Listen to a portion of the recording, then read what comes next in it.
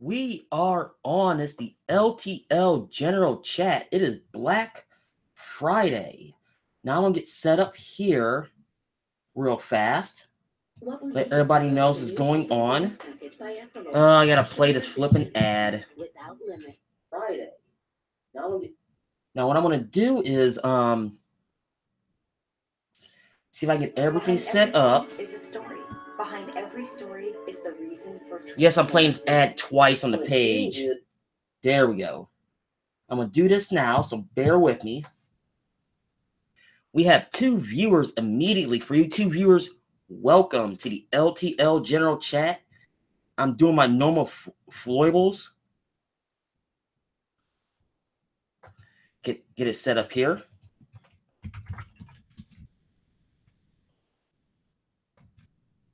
And I hope the link works this time, because sometimes it just doesn't work. But welcome. This is the Black Friday edition of the LTL General Chat. Now, to be honest with you, I didn't go out today. The only place I've been today was a grocery store, and it was a morgue. And I do that now on Black Friday. That's the only place I go, and that's intentional, because the grocery store I go to is basically, they told me the last 4 years I've been going to that store, I'm the only person in there at 8:30 in the morning. The only person, and they love it.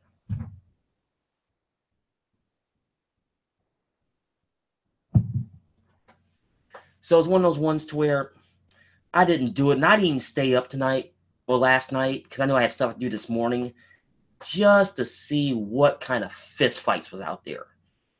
And I'm not going to go out to get, the best way to describe it is this on Black Friday. The prices started to creep up in August. Just to show a discount today, I'm just not going to do it. And anybody who watches retail knows exactly what I'm talking about.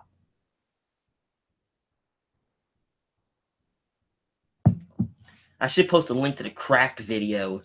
We're talking about Black Friday is a scam. I should post that link. So if anybody wants to see it, and I know there's one person in the chat right now that wants to see it, you're more than welcome to. Now, I will say this. I scheduled this yesterday.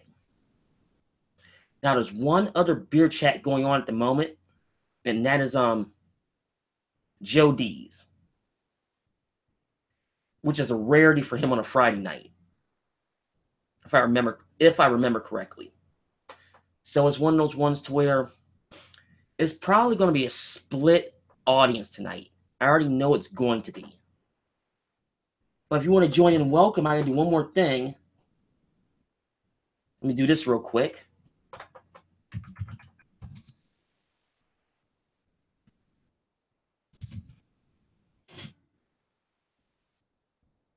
I had to jump on Facebook here for a sec.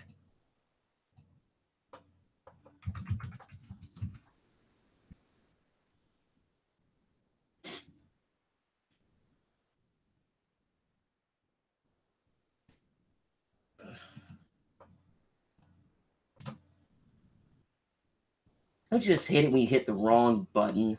Then won't let you leave the page. I'm going through that right now.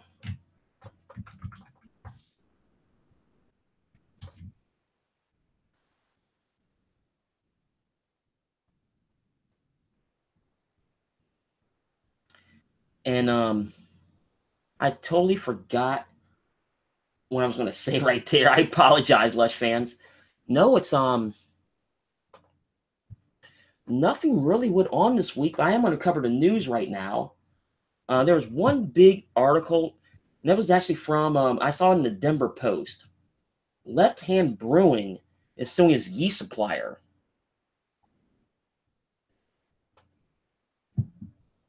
Okay, here's what the Denver Post article said. Let me post a link first before I start talking about it, so everybody can read along. For those of you watching the replay, here's what it says. As soon as I get back to the right screen, it says Man, I need two screens. It says Longmont's left-hand brewing is suing yeast supplier after the brewery said contaminated yeast led to $2 million recall of its milk stout, nitro and IPAs last year. The lawsuit was filed in Boulder District Court by Indian Peaks Brewing, which does business as Left Hand Brewing, on November 14th against White Labs Inc., and first reported by the Courthouse News. Now, my first question is this. It's a court document, which is public record. It came out this week. At least the first time I saw it. So please explain to me what took it so long. Now, the lawsuit alleges that the contaminated yeast product supplied by White Labs, who's the plaintiff in this case, caused not the plaintiff, but the defendant, caused secondary fermentation of beers brewing using that yeast clean milk stock nitro, resulting in overpressurized bottles, broken bottles, off flavors, and disruption, a distinctive nitrogen cascade. Okay.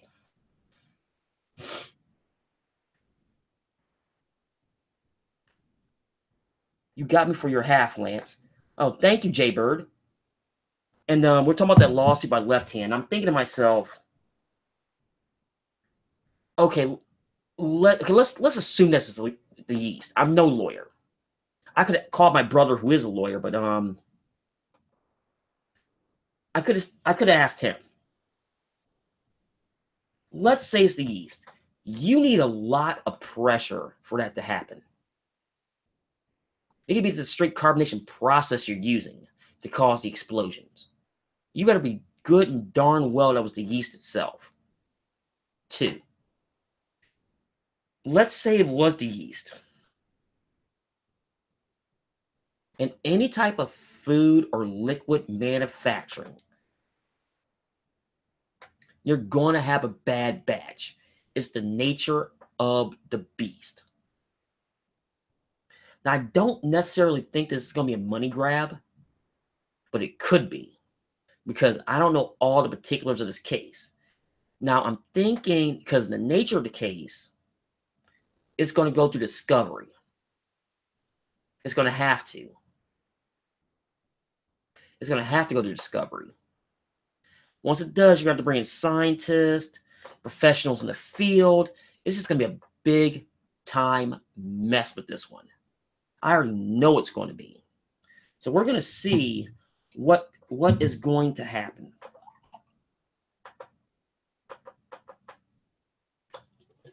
Put that right there for a moment.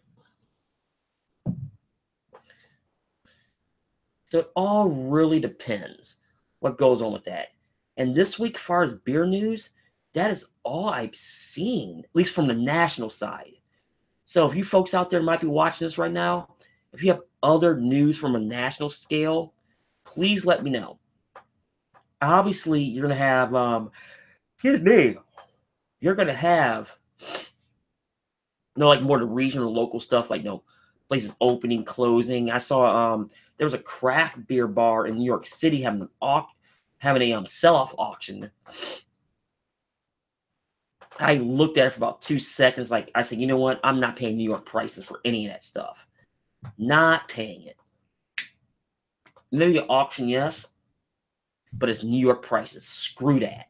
Screw that.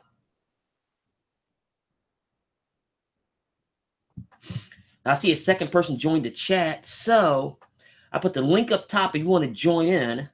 You're more than welcome to.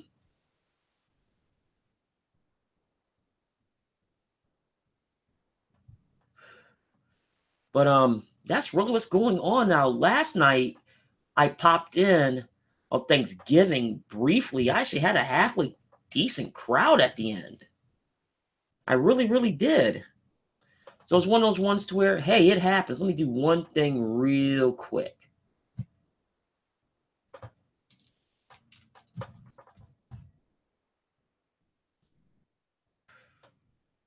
Yeah, I hate it when I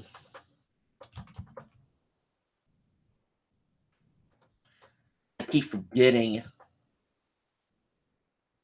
to do stuff. And when you forget to do stuff, that's what happens. And it's one of those ones to where one person I want to message, I just can't do it, but that's all right. Hopefully that person would jump in.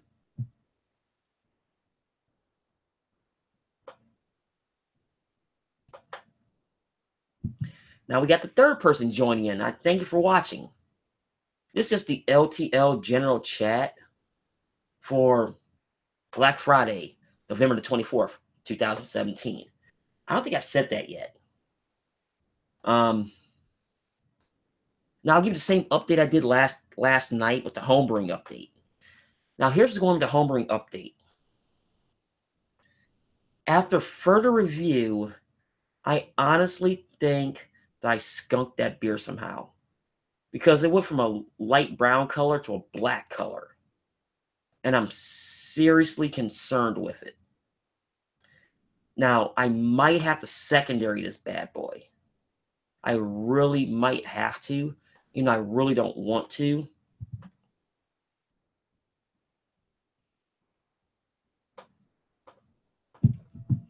So it all really depends exactly what I'm going to do with that. It really does. Now, I do have another beer on the table. This is not the box. I don't know where there it is. This one here. This was the original beer. This is a American Light. I made a variation of it. That's the one that's actually my fermenter now. Now that one I added some hops to it, so we'll see how that one comes out. Now, this one is a straight up, is basically a Miller Lite clone. That's basically all it is. But that was by request. So it's definitely one of those ones to where, hey, what can you do? Oh, Angel of Vengeance joins us tonight. Cheers. Thank you. Now, anybody who joins, I will say this. Please go to their channel and subscribe. Please do that.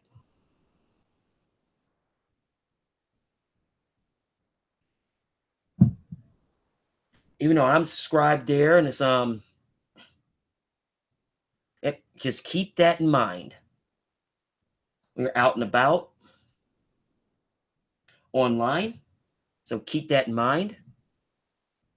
And keep that in mind twice. Yeah, that's gonna work. In that standpoint, let's just all help each other as far as that. Let's try to sub everybody's channels if you can.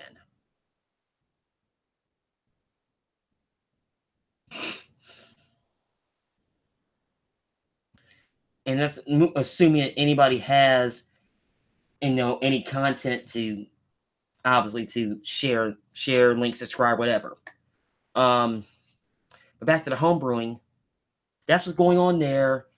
I'm probably going to have to secondary that beer, even though I thought I can get away with putting it directly into the keg. I really, really, really did. I probably need to do a video on it so I can be done with it.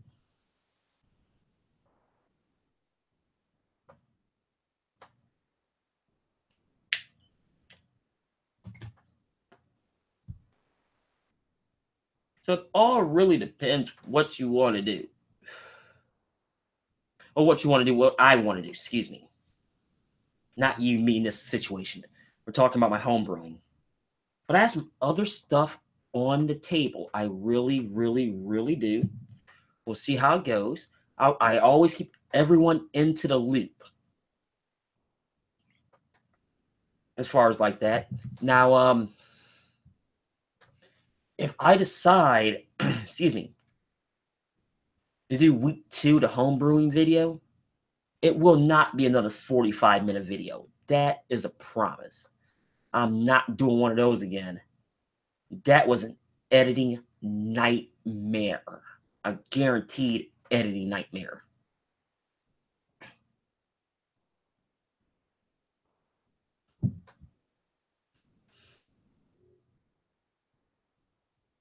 But all in all, that's really about what's going on.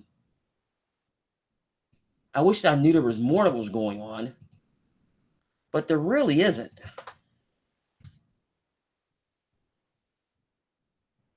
Now, in the internal group chat, I did put the link to the Google Hangout if you want to join in.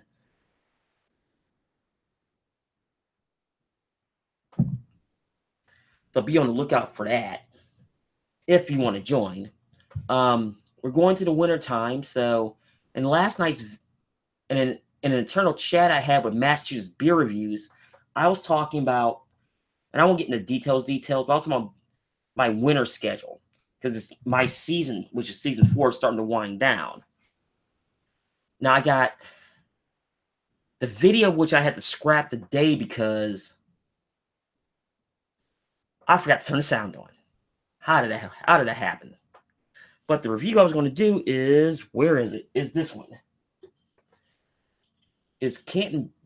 It's not Canton Beer Company. No, it's not. That's Royal Docks Brew Companies. This is their Yuletide.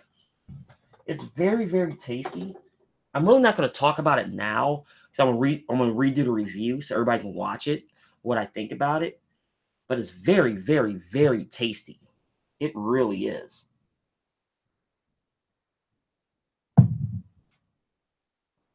So we have that.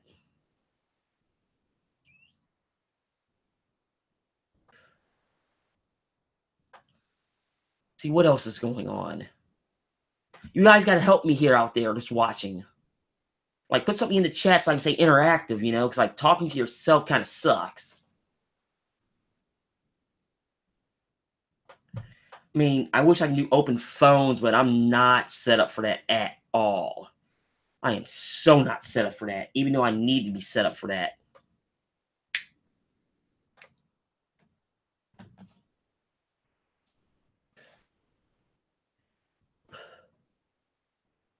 Even though a live call-in show is so tedious, do I really want to do something like that?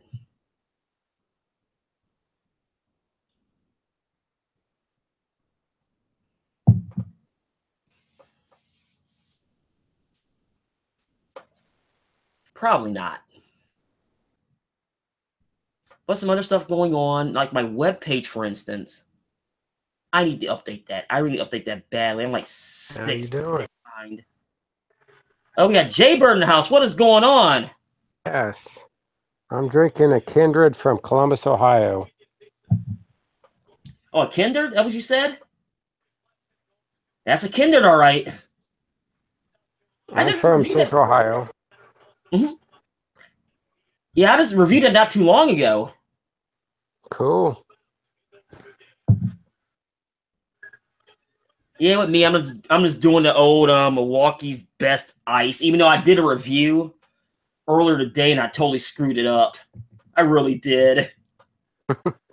It's all good. It's an IPA. One I'm drinking. Yeah, this is just one of those. He has a malt, so who cares? One of those deals. I'm a big IPA fan. Okay, I'm a reporter guy, but like that one, if I remember correctly, I mean, it wasn't great, but it wasn't bad. I'm just trying to remember what I said on it. I did a review like 2 weeks ago. Yeah. I don't get into the dark porters and stuff. Not as much. Well, like I said, I've always been a big porter guy. Like, even in the summertime, I'll switch to the lighter beers. Since we're going back in the wintertime, I'm back into the dark stuff. Well, not tonight, obviously, but I'm back in the dark stuff. Yeah. I'll go back to Budweiser and that stuff too. It's all right. But I'm a big craft fan. Oh yeah, so am I. I always have been. At least since I started drinking. Yeah. How's your craft brewery going over there? We talking about mine personally? Yeah, your setup you had. Okay, now what I'm doing is now I don't have a brewery. Let's make it before No, craft brewery. Yeah, right. Yeah. My home brewing, it's going okay. But like I said earlier, I do have some concerns right now. I really do. What concerns? Well, like the batch I just made, I think I skunked it somehow because it went from a light amber to a well, from a light brown to a dark amber in a few days, and there was no sunlight involved. So I'm trying to figure out what happened. Wow. I used to do the Mr. Beer brewing. You know what? I thought about buying one of those, and it's like I knew I wouldn't be happy, so I slowly skipped that step altogether.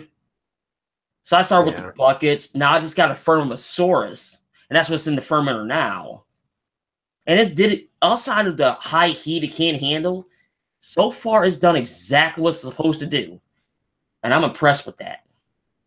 Oh, Tyler's in the house. Thank you. And what's up, Lance? Actually, you see it right now. This is what's up. But to answer your question, it's yeah. I'm actually seriously considering the secondary this beer because I thought I can get away with the way I had it set up.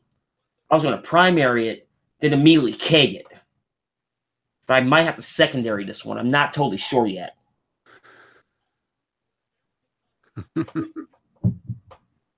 Wow. But that's okay. I have some other beer projects that I'm working on at the moment.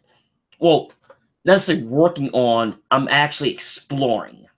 I just got to get the supplies, which is easy. And going into partial mashing, which is this one I just made my very first batch. I want to see how it goes first. That's a good start. Yeah, due to space, I can't do all grain. Right. I've not done much. I just did a Mr. Beer. I had done that a few years ago. I've gotten away from it. Well, I tell anybody who's ever done it or going to do it, it's more the personal. I mean, yeah, there's a lot of time involved, sure, but there's a lot of personal satisfaction when you do it. It really is. Mm-hmm. Yeah, I enjoyed it when I'd made some good beers out of that one. Certainly. I agree. Even though I'm thinking about I hate to say this, taking the Mr. Beer barrels as using them as fermenters, experimental batches. I actually thought about doing that. No, you know what I mean? Make simple 1 gallon batches. Yes. Yeah. But we'll see. It was like outside that last one that I made, everybody seems to enjoy what I make, and they told me it would have been bad. If it was bad, they would have told me. Everybody seems to enjoy it so far, so we'll see. I'd love to try some of that, but I'm in Ohio. Well, I'm in Ohio. What do you mean? What? Oh, yeah, you're in Cleveland area. Yeah, well, not in Cleveland, in Akron, actually. Akron, yes. So how do I get some of your stuff from Central Ohio? Oh, the postage won't be that bad, that's for sure. Oh, you got to mail it. Distribute it. Hey, I would, but the doctor, I'll self-distribute. The problem is one of those ones where the doctors won't take me off no drive. I'm still fighting with them over that, but that's a different story for a different day. Yeah. That's all right. No, but to be honest with you, actually quite a few people I've talked to want to try it, so hey, never say never. I'm curious myself.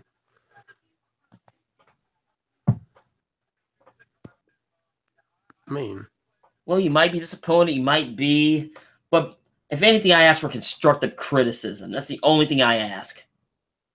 I've been disappointed before with everything, but you got to try everything once. Oh, absolutely.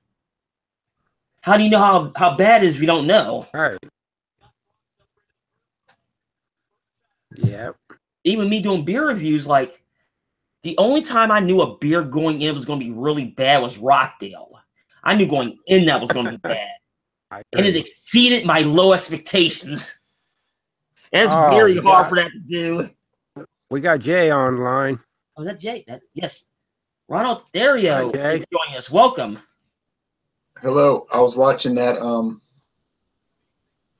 the war on I-4. I was watching the UCF South Florida game.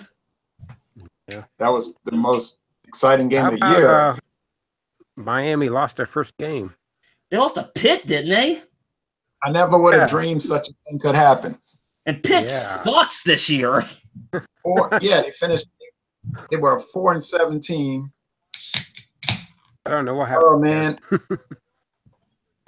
Who's that with you, Lance? Jaybird.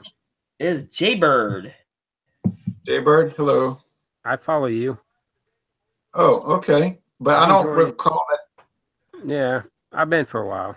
But okay, I just don't recall comments from somebody named Jaybird. You just watched though, okay.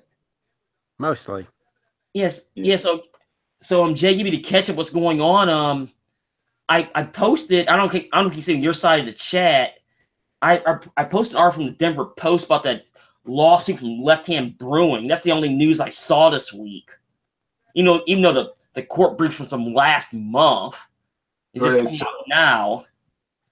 Who are they suing? They're suing. Hold on a second. Pull it back up. They're suing.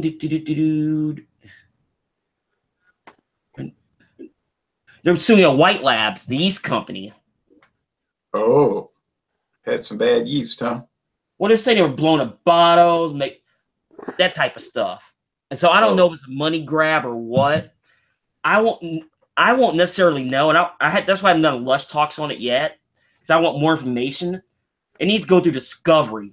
That's a legal term. Discovery to find out exactly what happened. That means you have been scientists, regular drinkers, all that stuff, Right. I'm gonna jump off and come right back on. I'm gonna try a different platform just to be on the safe side, okay? All right, that'll work. And I'm drinking Schlitz. Oh, Schlitz. Yes. Man. Schlitz, a pint can of Schlitz. All righty. Well, I can make all the jokes in the world about Schlitz. I'm not going to. I haven't tried that one. That's an old line from the 50s. Yes. And it's one of those ones to where it's good in a pinch, but that's about it. I mean, I'll drink it if I'm at a party, somebody put it in front of me, sure, but that's about it.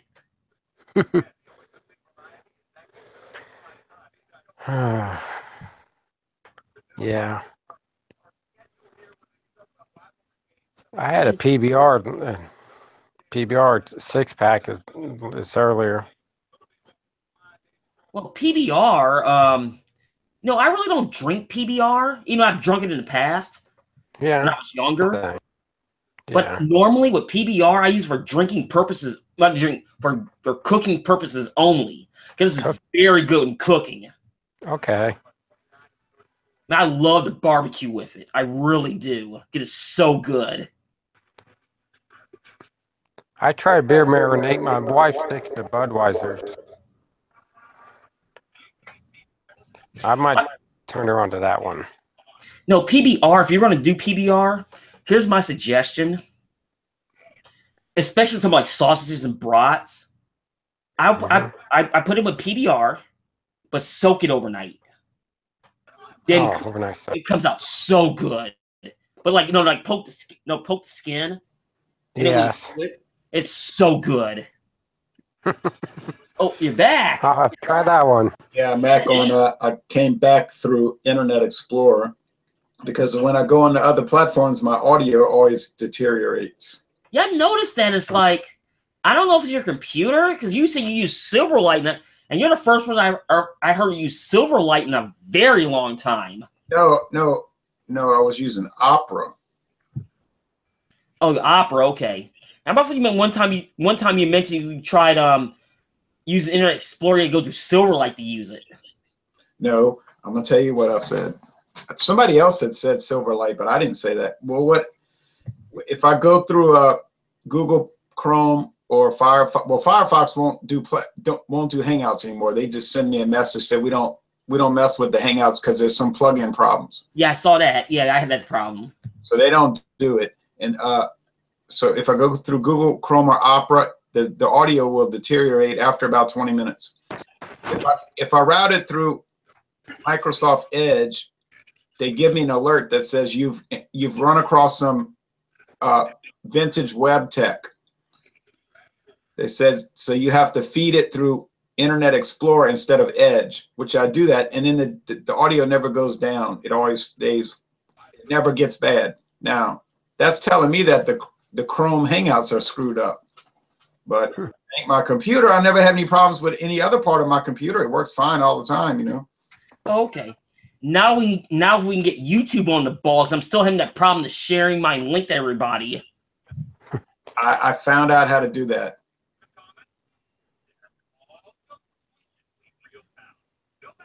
Yeah, you had mentioned once before, like there's a real long way around doing it. It's not long. It takes about 4 steps. It's easy. I hear some background noise. Somebody must be watching TV. Hey, but Lance, it's not hard. It's irritating because it used to be so easy, but it's not hard to do it. I send direct invites all the time now because I figured out the way to get through it. I can show you right now how to do it if you want to learn. Yeah, sure. Show me for record. Okay, look on your screen, and Okay. You got the little area where it says something like send invites. Oh, to invite people? Yeah, I see that. If you click it, they won't come up, right? The names won't come up. Correct. But you can go where they've got the red G+ icon. Yeah. And if you click that, it'll give you like choices where you can invite like all your friends, which you wouldn't want to do that, but you could it'll give you down below other options. It says like something like other. If you click that, it gives you a list of everybody. It gives you a list of everyone's name who you're connected to, and then you can just check. There's a little box next to each. Oh, I see what you're saying. Okay, I see it now. And you put a check in the box of all the people you want to invite, and you press done or something like that. Once you press done, it'll send the invite to everybody. Oh, okay. Who you chose, everybody who you chose. So, you know, it takes a little bit of time, but it does work. I tried it twice and it works. Oh, okay. Yeah, I'm looking at it now.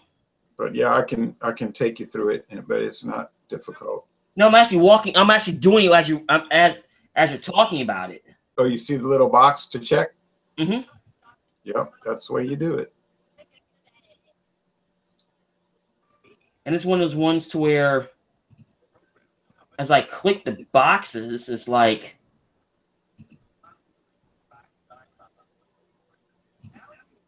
I'm just randomly doing it, you know? Yeah, you just do it as a test, and people say, "Why are you inviting me?" Jay Bird. Yes. You must be watching TV, huh? I had the football game on earlier. It's Yeah, over. that was a mad game. Yes. Miami lost their first game. Wow. Miami lost, and then Central Florida won, so they're undefeated still. So they're 11-0, and if they win next week, they'll be 12-0. Yeah, but they're not getting the access spot though. No matter what the AAC fanboys think, they're not getting the access spot after I looked at their schedule. Yeah, but you know what that tells me? That tells me that college football is rigged because Yeah, it's been. they could go toe-to-toe with those top 4 teams, but they're not going to play Central Florida. And why is that? Because they might lose, and they don't want to be caught losing to Central Florida, right? You don't want a trap game. It's the only sport. Ron left. Oh. Yeah, I think the signal just got dropped. Yes. I wanted to hear what he had to say too, because like I'm a big college guy, so it was one of those ones to where I wanted to see what he wanted to say. I love listening to what he's got to say. He's informative. I love his website. What? Okay, he's back. Yes, I think he's back. he's trying. Welcome back. Sorry about that. I was doing Finish a your little. story. I was doing a little rant about how college football is the only NCAA sport where every team doesn't get a fair chance to compete. Mm-hmm. Like if you look at any other, just name any other NCAA sport: basketball, baseball, softball, soccer. It doesn't matter what conference you're in. You get to go to the playoffs, and if you win out, you win. There's none of this Power 5, Power 4 bull. But the football is rigged to favor the 5 big conferences. It's an exclusive club, and they do not want competition. It is. Yes. And it makes me sick. Especially since I had season tickets for a team that's not in the top 5 conferences. I'd still go to it. What? Sell me them tickets. Yeah, well, you would have to. Where do you live? I'm in Ohio. Yeah, I don't think you want to make a road trip to Tulane for every home game. Hey, come on! Not for season tickets. No. They made the trip to Detroit. Akron's in the MAC championship game next week. Yes. Hey, you know what? That's really exciting. And wouldn't you like to see? Wouldn't you like to see Tulane and Akron in a bowl game? I would. Actually, you know what? That'd be really interesting.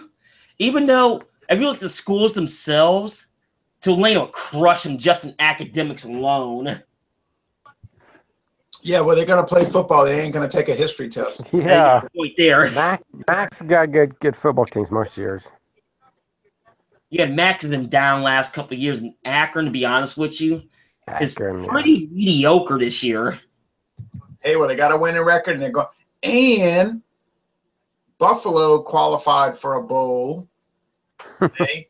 The Buffalo Bulls qualified for a bowl, and they rarely do anything. They'll probably go to St. Peter, Bahamas. Yeah, they go to the Bahamas Bowl or what's that one in St. Petersburg? The beef, not the beef. It's like the Weed Eater Bowl or something like that. No, the Beef O'Brady's. Beef O'Brady, that's what it is. Okay. Actually, you know what though? When Eastern Michigan went last year, I like the Bahamas. Football is the last thing I'm thinking on my mind if I'm going to the Bahamas. I'm going to the Bahamas sitting on the beach, you know. Well, if I went to I would go to the game. It's at their municipal stadium. It's small, but it's adequate for that bowl. I went to the Bahamas once, and we had a good time. And I wasn't thinking about beer for some reason. We drank beer, but I wasn't thinking about buying Bahamian beer. I know they make the Kalik, but I bet you down there you could get stuff you couldn't get over here. You know what I mean? Oh yeah. Like a buddy of mine came back from the Bahamas a few weeks ago. He was able to get back to customs like 6 bottles of beer he wants me to review. He hasn't dropped off my apartment yet. Oh wow. There used to be this Schlitz beer they made in Canada called Schlitz Gold. It was called Schlitz Golden. What was the name of that thing? They only made it in Canada, and I was like, man, I'd love to get that. So I wrote a letter to the company. I was like, where can I get this beer? And they said, oh, it was just discontinued. It was called Schlitz.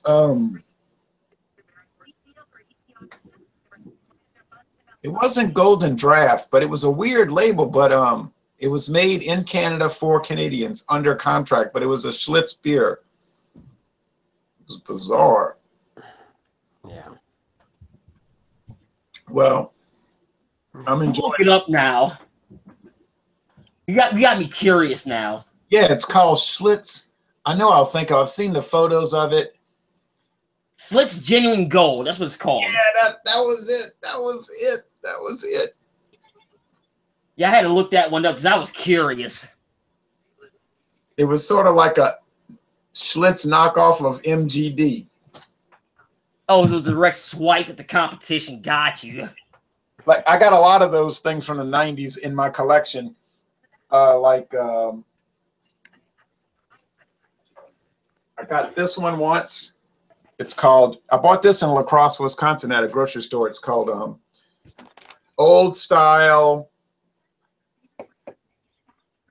Classic Draft, but it's old style. You know, the Heileman's Old Style. Oh, okay.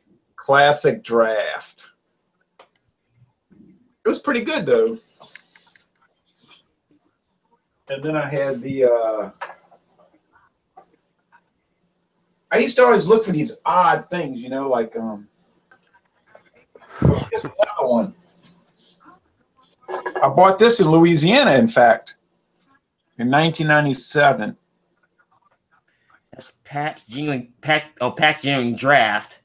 They got sued though, because look at the can. You think they were copyright violating somebody? Oh, okay, come on. They try to slide something by somebody, all right?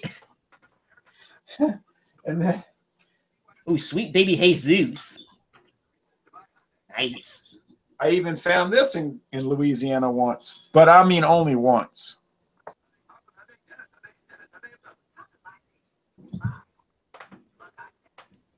What is that? Oh, Pabst Ice? Okay. Yeah.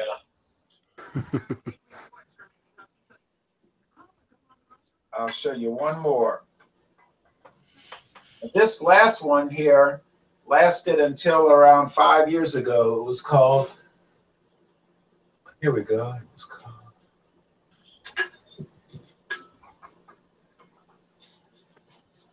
uh-oh. Hold on a second. Oh, here it is.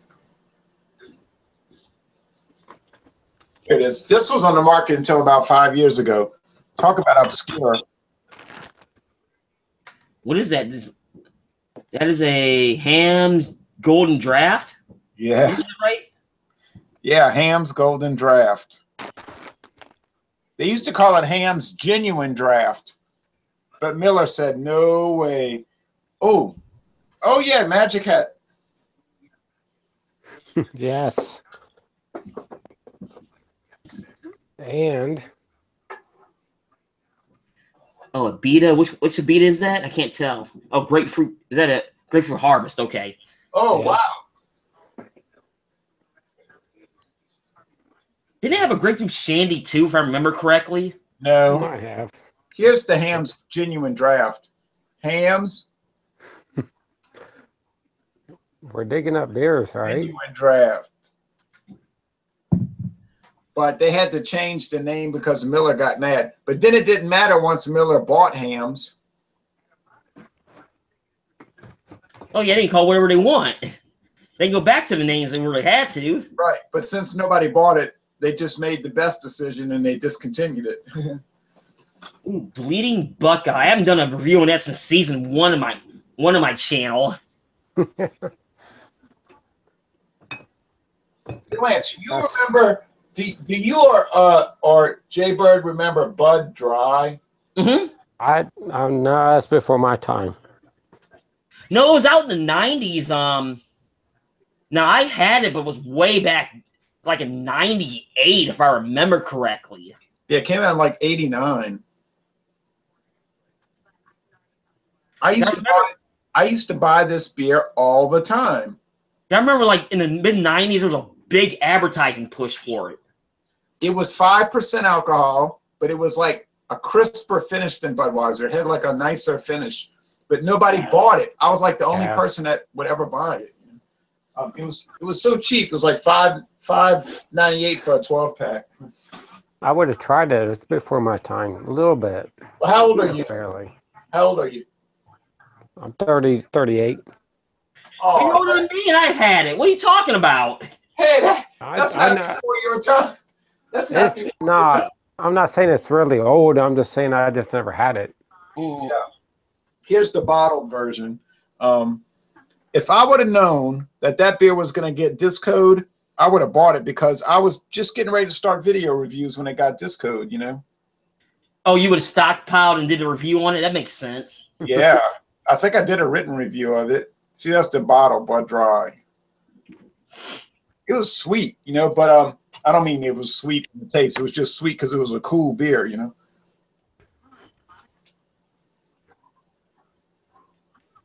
No, which one? No, what is that? Squealer. Tequila. What? Squealer. Was that a soda? Or is that a beer? It's a beer. Grapefruit beer. I never had that one. I never heard of it. Dang it. Malt beverage with natural flavors. Is it a local thing down where you're at, or is it like you acquired it somehow?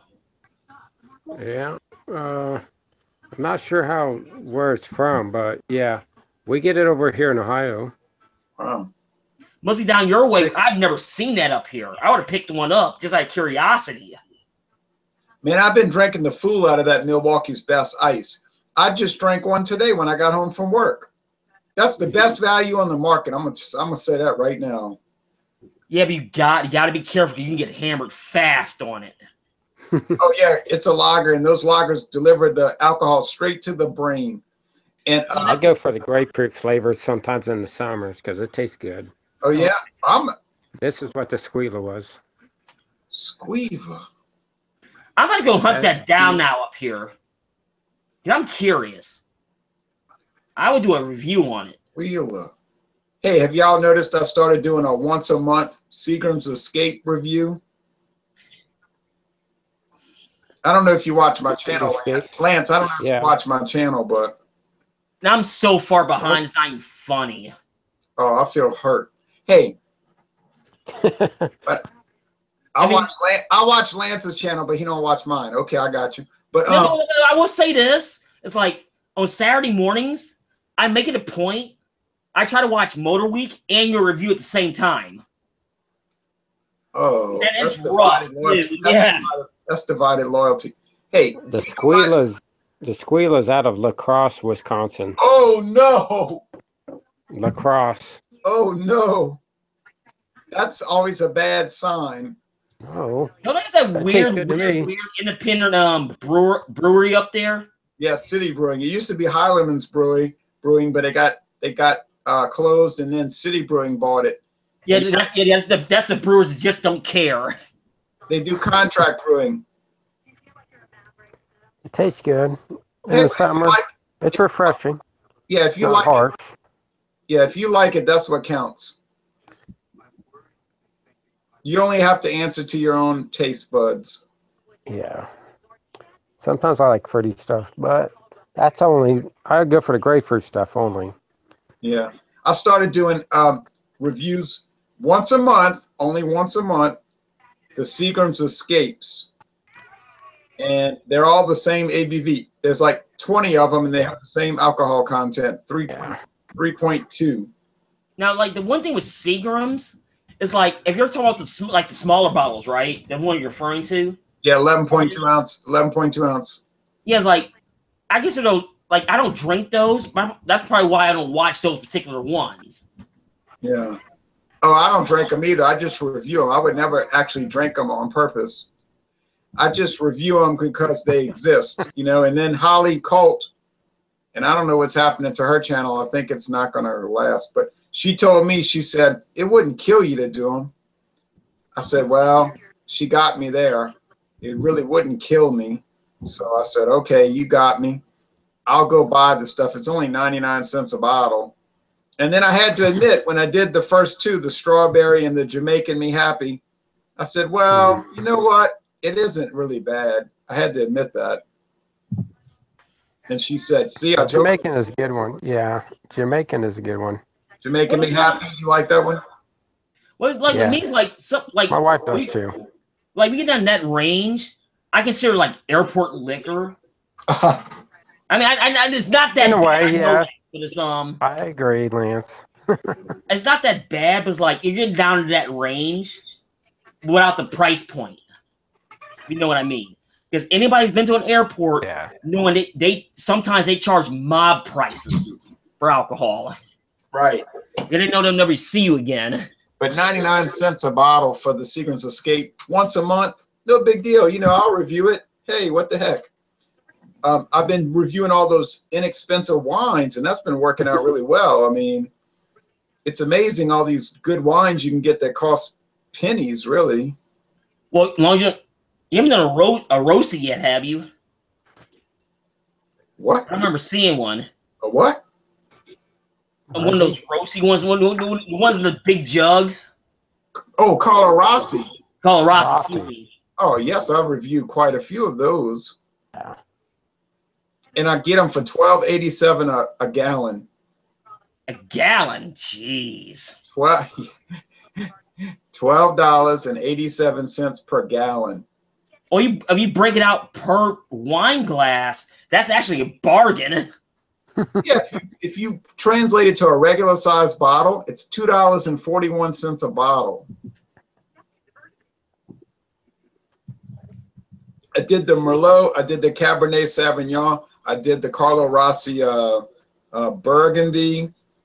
And yesterday on Thanksgiving Day, I went to Winn-Dixie and they had a bottle, a 3 liter, so it was not quite a gallon. It was 3/4 of a gallon. I got Livingston Cellars Chianti for $7.99. So that's $2 a bottle for a regular size wine bottle. Wow. It had some crazy closeout sale, so I bought it. And I have never tried it, but I've had some other Livingston Cellars wines. They're good. I mean, if you like good stuff, you know. Well, like I thought about doing wine, but that's a completely different animal than beer. Oh yeah, it's a different world, you know. And I got to take the heat because I talked to a few wine snobs. I just don't want to deal with it. Oh, I don't care. I just tell them tough.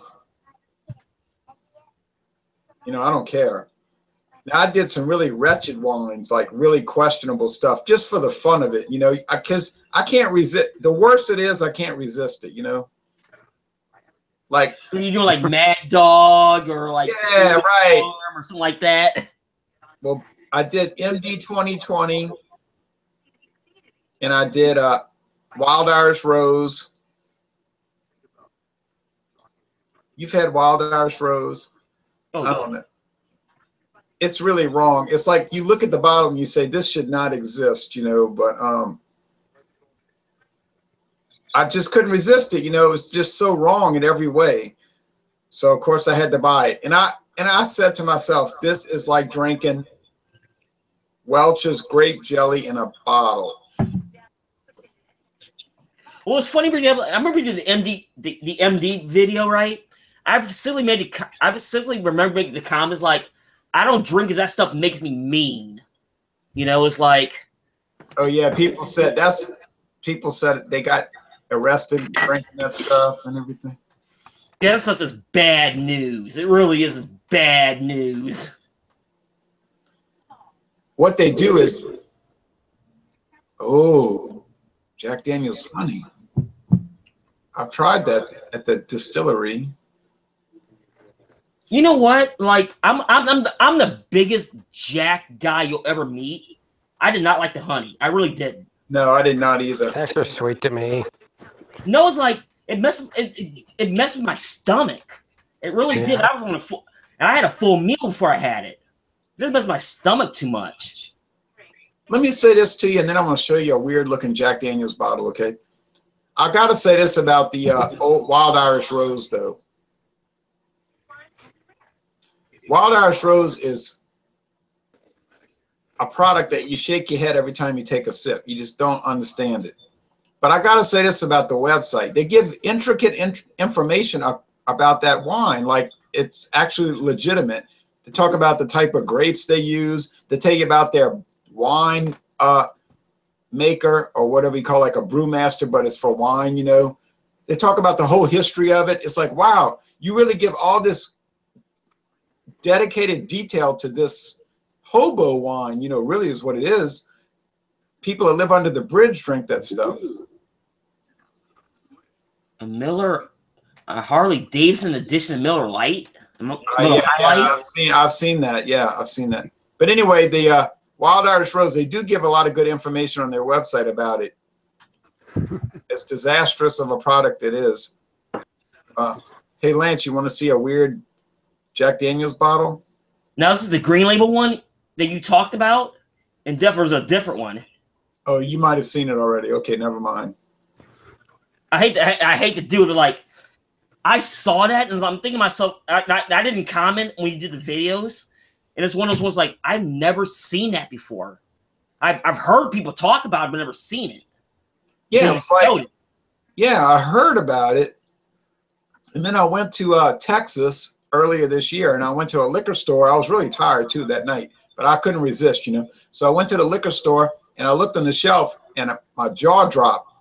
They had every size of Jack Daniel's Green Label you could imagine. That was like the main Jack Daniel's. The black label was over to the side, like, forget that. And my friend Paul, he said, oh, yeah, you know, in Texas, the Green Label's like the main one. That's what everybody drinks. And you just cannot find that in Louisiana, no kind of way. But somebody bought it for me, and they bought me a whole liter bottle. It's good. It's good. I mean, if you like Jack Daniel's, and it's good stuff. You're like, up here, you'll never see that, and I'm a Jack guy. But I'm thinking to myself, like, do I do a trade to get my hands on it? And I said, pass on that. Well, they claim it's sold in Pennsylvania. Well, I don't travel to Pennsylvania very often, unless I'm getting like vodka or something like that. Yeah, the Jack Daniel's Green Label is very old. It's been around as long as the original, and they explained it on the tour why they make it. So it's fascinating, you know. And when you see it on the tour, then you want to buy it more. You see. Yeah. It's got the same alcohol level, but it's the same recipe, but it comes from a different part of the barrel house. Oh, okay. I see what you're saying. And it's like an inferior version of it, but it doesn't taste inferior. It's really weird. Now is it more smooth, more rough? Okay, well, I'll explain this in less than 1 minute. You go to these barrel houses, it's a huge wooden building, like a warehouse, right? It's made out of wood, and they have 20 to 30,000 barrels of whiskey in each building. 22,000 barrels. Can you imagine how much liquor's in there? Mm-hmm. All right. They're not air conditioned or heated. It's just wooden barrels in a building and they got windows with little slats to keep the rain out. That's it. So they explain that whiskey ages best when it's under extreme heat. So in the summertime, when it gets damn hot in Tennessee, you know how hot it gets in Tennessee. Yeah. Inside these warehouses, the whiskey that's at the top level, like the 8th floor, up at the top in the roof, it's just under the sun. It's getting the heat. And it is curing that whiskey and making it like perfect, you know, like beautiful. Well, what happens to the whiskey that's in the middle of the warehouse at the bottom? It's not getting the heat like it ought to get. So it doesn't cure quite properly. So when they do the taste test, they say, they might use some of it as a blend, you know, to blend other Jack Daniels. But what they do with all that residue, they can't throw it away. It wouldn't make any sense. They just sell it in the green bottle. And it's not called Old Number 7, you know, the Jack Daniel's Old Number 7. It's called Jack Daniel's Number 7. Number 7, not Old Number 7. It's a different 7. It's a different 7. It's fascinating, though. It's like you can't. And they do that with Evan Williams as well. There's a Green Label Evan Williams. Yeah. Yeah. I saw you showing that Samuel Adams while I was blabbing my mouth. I saw that. Don't think I didn't see it. That's a Sam Adams. That's an old bottle. Oh, okay. Winter That Lager. bottle is damn old. Right? Right? It's a collection of mine. I'm digging them out. That must be from 1998, 2000. Not that long ago. But yeah. You guys are shaming me on this, on the old stuff. Like, I don't have that collection. All I have to do is space.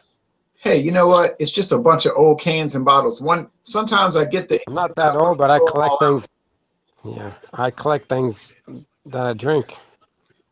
It's not that old for me. You live in northern Ohio or southern Ohio? I'm in central Ohio, Oh, by Columbus. nearby Columbus, Marysville. Marysville. Home of the Honda plant. Okay. Yes, yes. One time we drove through Ohio from the bottom to the top. And there's a highway.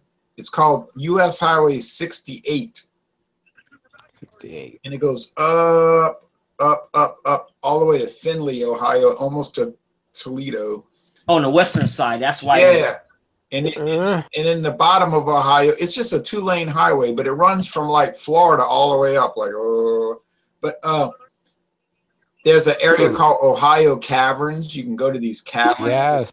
Yes, I've been there. Yeah, that's on 68. And then we just were driving, you know. It was really something. Then they have Shawnee Caverns over by Delaware. Shawnee Caverns. Yeah, right. I heard of those. Well, we went to Wyandotte Caverns in Indiana. Yeah. We went to Ohio Caverns. Yeah. Do you know that they even have caverns in Minnesota? We went to those. They probably do. We went to Smoke Hole Caverns in West Virginia. Oh, we've been to so many caverns. They even have caverns in Florida. I bet. Just underground things. Florida caverns. You got to see some stalactites and Stalagmites. Yeah. But Louisiana has no caverns. Nope. Oh, really? Florida has one, but not Louisiana. And neither Mississippi. Mississippi don't have no caverns. But Texas, Ohio don't have big hills. It's just they got it's like the extreme foothills of the Appalachians. right. We have the same thing down here, but no mountains. Just hills. Although the hill that is the highest in Louisiana is pretty high relative to the rest of the land, so it looks like a mountain, you know. They call it Driscoll Mount. They call it Driscoll Mountain. It's about 400 feet tall, and everything. I mean, it's pretty hilly up in that area. So when you go up there, you think you're in mountains, but according to the encyclopedia, it's hills. Oh, okay. But where I live in Louisiana, it's just flat. Certainly. Till you get to the Ozarks. Yeah, I can drive about an hour and I can get to where they have boulders and canyons. Okay, Lance. The Ozarks have those canyons. Yes. They sure do. And if you go to Mississippi, they have canyons. They have ravines, boulders, waterfalls, lots of waterfalls. But we're at the very bottom, you know, where it's all flat and it's built by the Mississippi River. And the next step we have is the Gulf of Mexico, and then, you know, that's it. The ocean. The ocean. Where'd Lance go? But people that love fishing and deep sea fishing, this is the place to be, you know, because we have a lot of hunting and fishing and freshwater fishing and deep sea fishing and all of that. And I know Ohio has a lot of sportsmen's. Certainly. There's a lot of deer hunters up here. Deer hunting. Squirrel, rabbit. Yeah, squirrels, rabbits. There's a guy I talked to on Facebook. He's fascinated with hogshead cheese. He lives in New Jersey, and he said, "Oh, I can't believe it! You eat hogshead cheese in Louisiana?" I said, "Yeah, that's big. That's really popular down here." He said, "Oh, that's the big thing in New Jersey. Everybody eats the hogshead cheese. I said, oh. New Jersey. So then back in hogshead cheese. What's going on around here? No, I was talking about how there's a guy I know on Facebook, and he loves talking about hogshead cheese, and he was saying in New Jersey where he lives, everybody eats that stuff, you know. And he said, I didn't think Louisiana people ate that. I said, every store sells hogshead cheese in Louisiana, you know. And he just was so excited about it. He wanted to make a video where we ate hogshead cheese on the video, you know. As a ex-Southerner, we'll eat just about anything. And he doesn't know he's in Jersey. Yeah, but you see all that kind of stuff like hogshead cheese, it doesn't really come from, it comes from Europe, you know what I mean? Like they ate that stuff over there in Poland and Germany. Yeah. It's like andouille sausage. Everybody in my town makes andouille sausage, right? But that came from France. It didn't come from Louisiana. Although, if you ever get a chance, buy andouille sausage. I bet you'll like it. Andouille sausage. Yes. Johnsonville makes some of it. Yeah. I've seen it in our stores up here. It's good to put in a soup or a gumbo. Lance, watch it. I'm trying to. I gotta go to work tomorrow, unfortunately, so I'm kind of stuck. Hey, I had to work today on Black Friday. All right. So tomorrow I'm going to do a whiskey challenge at dawn, and then we're going to go eat seafood at a seafood restaurant on Lake Pontchartrain, right on the beach. And then Pontchartrain. Yeah, Lake Pontchartrain. Yes. You ever been down there? No. Yeah, you'd like it. Uh-oh. And then let's take it straight from the bottle. Let's just cut to the chase. Yes. Uh-oh. I advise against that. And then I'm gonna come back home and watch football and drink I gotta do a beer review tomorrow. I think I'm gonna do that. I have a can of something, but I also have that Innocent Gun rum aged beer. You know, I'm looking forward to trying that. Now, is that the one in that specialty box? Is it that one? No, I think it comes in a 4-pack, and it's a Innocent Gun rum aged. Okay, I'm thinking of a different one, different Innocent Gun. It's like I was in the store last week. I saw an Innocent Gun in a specialty box that comes in. Okay, and then someone told me that tomorrow morning they're going to have Bourbon County Stout available at Mathern's. 27, you know, Bourbon County. Mm-hmm. So I got to go buy that bottle. That's a ripoff, really, when you think about it. $10.99. That's a lot of money for a bottle of beer. Is it at least in a bomber? No. It's in a 16-ounce bottle. That's it. 16.9 ounces. Oh, jeez. Yeah, right. It's like, wow, I could buy a really nice whiskey for that, you know. Well, the taste challenge tomorrow is Kentucky Tavern versus Jim Beam Choice. Okay.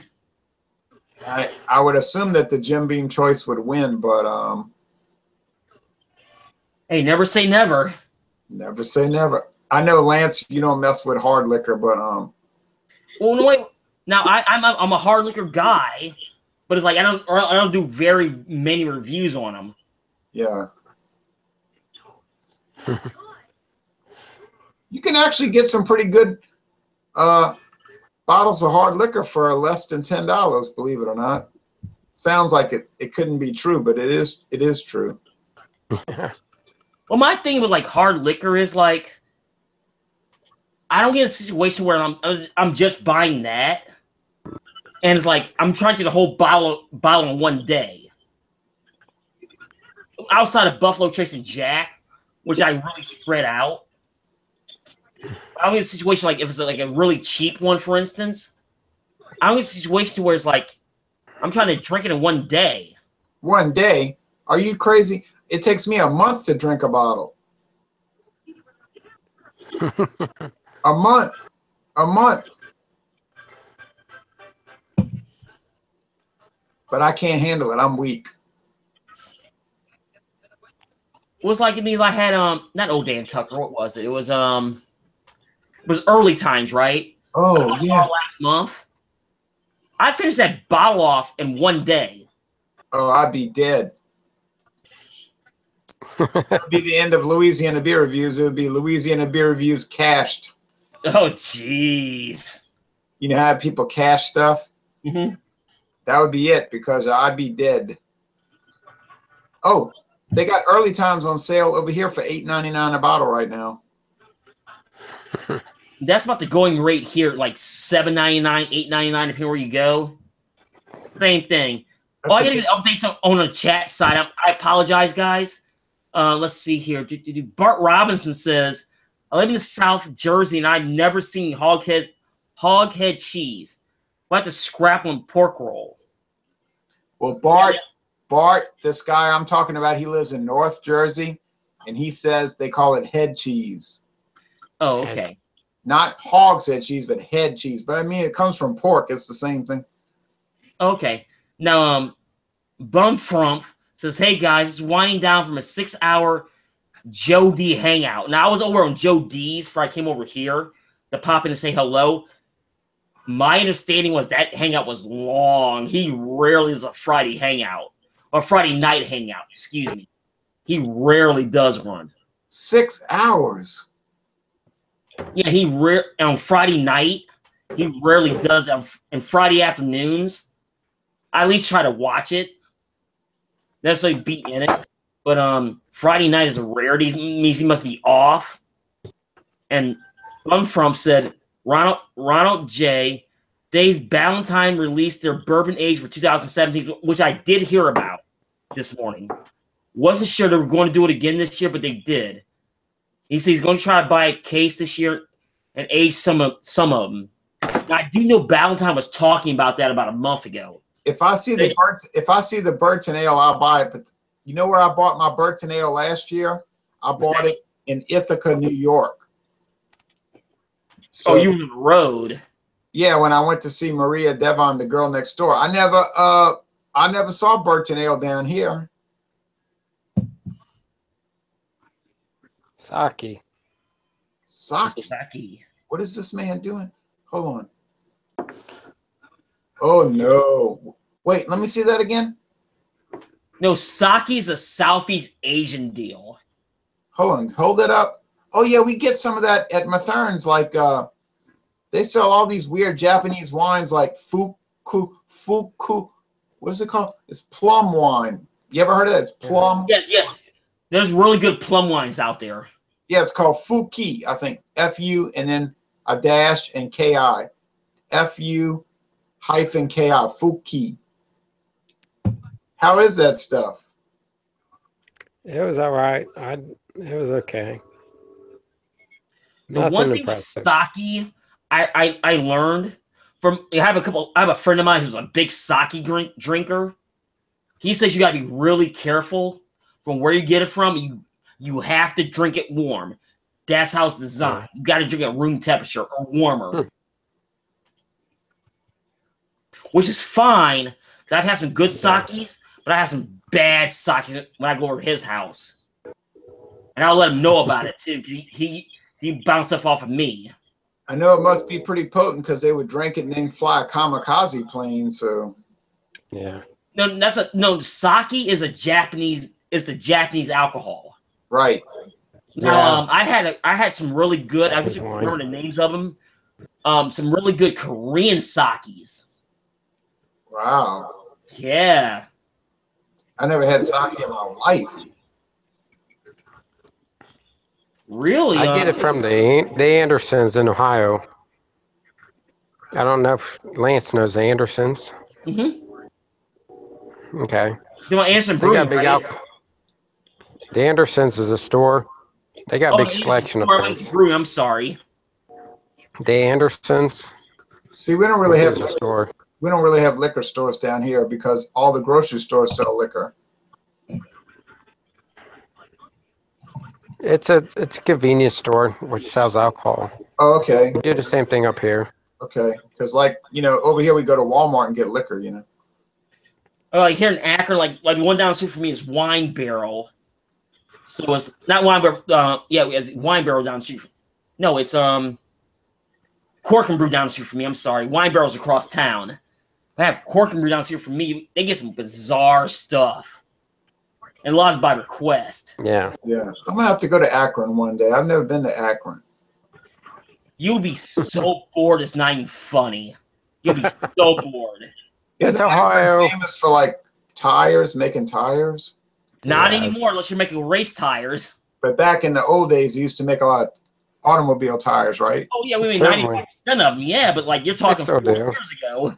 40 years ago, yeah.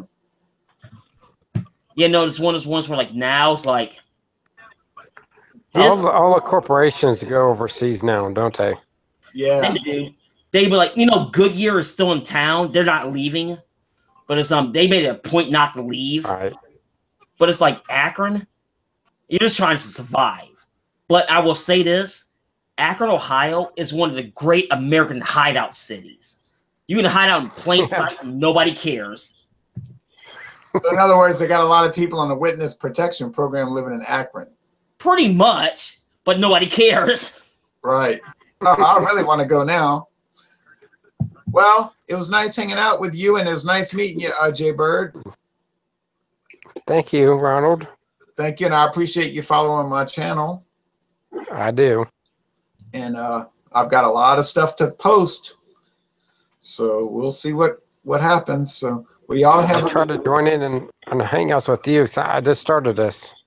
Oh yeah, you can do it. We don't do it too much anymore. Everybody got tired of it. We used to do it once a week, and then everybody got sick of it. Everybody got sick of it, so we stopped doing it. I'm not joining in very much. No, like the Hangouts, yeah. Like Jay said, there's very few of us doing it now. Yeah, everybody got sick of it. Me and Joe D, that's it. Well, they got some people in Canada that do it, but that's right. Basement Beer might do it every now and then, but it's like he's in the chat right now. But everybody got tired, and then but we decided, me and a couple of other guys decided we'll do alcohol, like whiskey or brandy once a month, and that's probably better because you do too much of it, everybody gets tired of it fast, Yeah, even though maybe. I do want to organize a group review, but that's down the road. That's probably next year. Yeah, I'll join it. As long as everybody gets their hands on it, I'll do a group review. Yeah. That sounds fun. Well, anyway, have a good night now, you two guys. Thank you. Oh, you Thank too. You guys. Like when I get up in the morning, I'll make sure I would when you go into analytics, you'll probably see a Roku post, a Roku view is probably me. Oh boy! I throw you on the big screen. You're under no obligation to watch my endless taste challenges. All right. No, I'm up that early in the morning, so I'll do it. All right, bye, Jay. Bye. Okay, y'all take care now. You too. Wow, 2 people dropped. Wow. I want to thank Jay Bird and Ronald Dario for joining me. Now, to catch up on what's going on in the chat, let's see here. Basement Beer says Goose Island BC style will be $23 for a 500 milliliter bottle. That is expensive. Now, he also says Birdnail is only available in Pennsylvania and Delaware and New Jersey this year. I received an email from Past Brewery today. I wish Pabst would give me an email. I really wish they would. And Tanino F says, sing for me. And Ronald Dario says, the Goose Island Bourbon Country Style is going to be $10.99 a bottle here. Ronald, I won't pay it. They're trying to make money on name alone. And I'm out on that program. I'm totally out. Now, Tahino is like, I don't know what to sing. I really don't. You're gonna rock onto Electric Avenue and gonna make it higher. Oh, you're gonna rock onto Electric Avenue. I don't know. I don't know why Electric Avenue just popped in my head all of a sudden.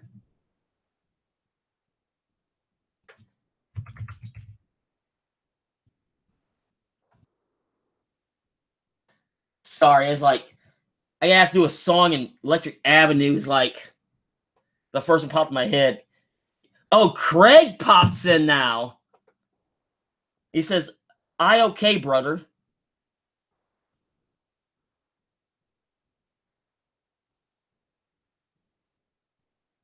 Yeah, like Ron don't know what I'm talking about. Little Eddie Grant there. Yes, I'm an 80s kid, so I know that song very, very well.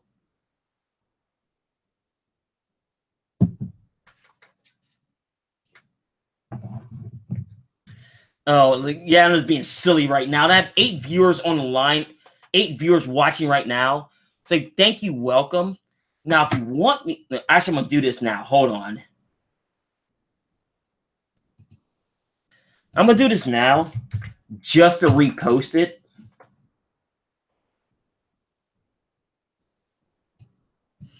So everybody knows. Everybody knows. If you want to join in, you're more than welcome to.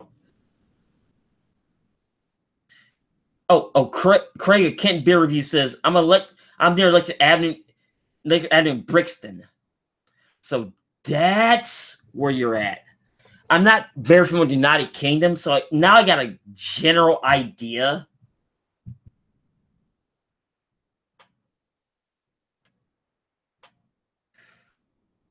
And Bar says I paid dollars. Dollars on what? Okay, retract it. Okay, disregard that.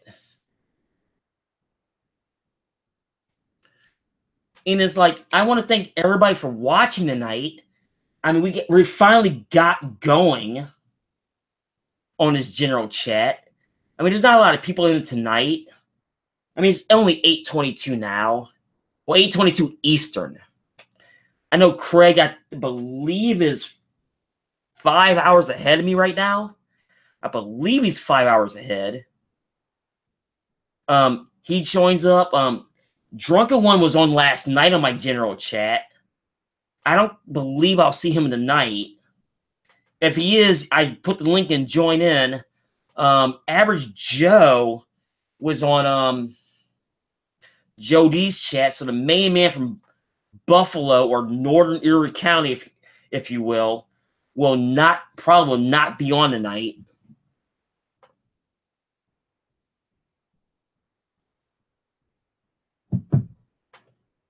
This is one of those random stuff. So for the next 37 minutes, this is an open forum. What questions do you have for Lush? Right now, you haven't asked yet. And keep it clean and keep it simple. That's all I ask.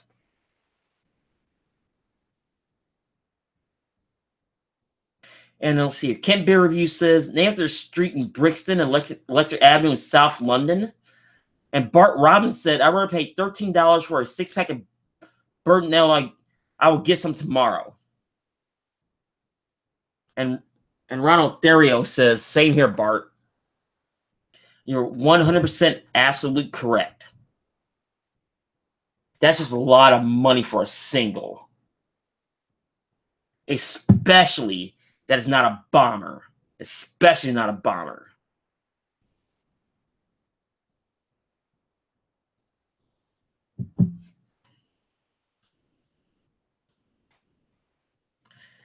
Now, I want to get on a very unusual. Now, on the 10th, I don't know if this question is directed towards me, but I'll address it directly. Have you heard of the Rockstar Enterprise starters? Honestly, no, I have not. Now, Kent Beer Review says, I'm a bit hammered, otherwise I would join, but on the beer with Rob Hopzine and Jake O'Beer. They must be of the UK guys, because I'm not even subscribed or even heard of them. So, internally email me. This is for you, Craig, at Kent Beer Reviews. Internally message me. Those, I'll totally forget to check them out. Because I want to learn. I always do. Because having more eyes and ears is always welcome to me on this. Okay, here's what I'm going to say. And this is kind of off topic. This is on my mind for a while. If you watch a lot of my videos, everyone knows that I have a hard standing rule of keep my politics out of my beer. However, on my politics channel, I'm willing to add that particular, I gotta say, not segment, that particular series to my repertoire.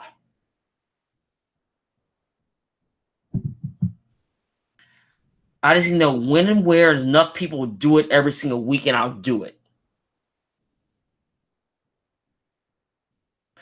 And Kent Beer Reviews get the big thumbs up. On the 10th, let us know what I'm drinking right now. Unfortunately, it's a Milwaukee's Best Ice. Now, for the record, this is what I was drinking before I started the video. We started this Google Hangout. This was a Royal Docks Brewing Company's Yuletide. They're local to me, down in the Jackson Township of Stark County. Now I did a 10-minute review, then totally forgot my microphone was not on. So I screwed myself on that one. But this one, I'm not going to say what I think about it, so I'm going to re-review it. It'll definitely be shorter than a 10-minute one. But I will say this.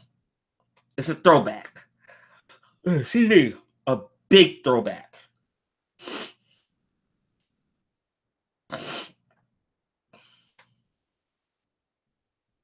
Now, Ronald Dario said, by the way, I watched a Molson Canadian vs. Budweiser video today. It was interesting.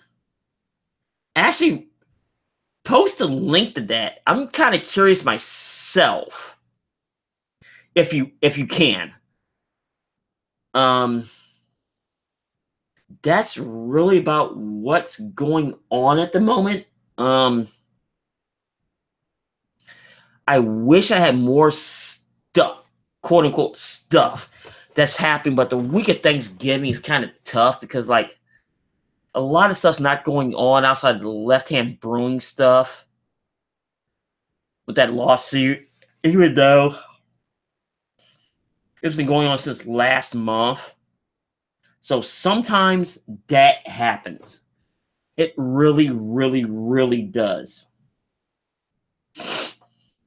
But here's what I'm going to do. I've been on for 90 minutes.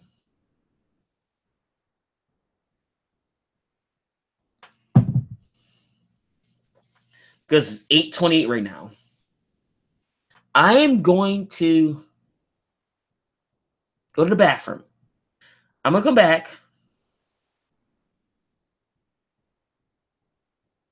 On a Tim said, on my channel, Lance, I upload Bluffers can today. So let's jot over and see what he's talking about.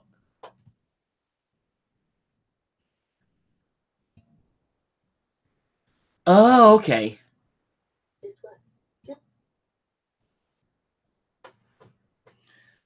Oh.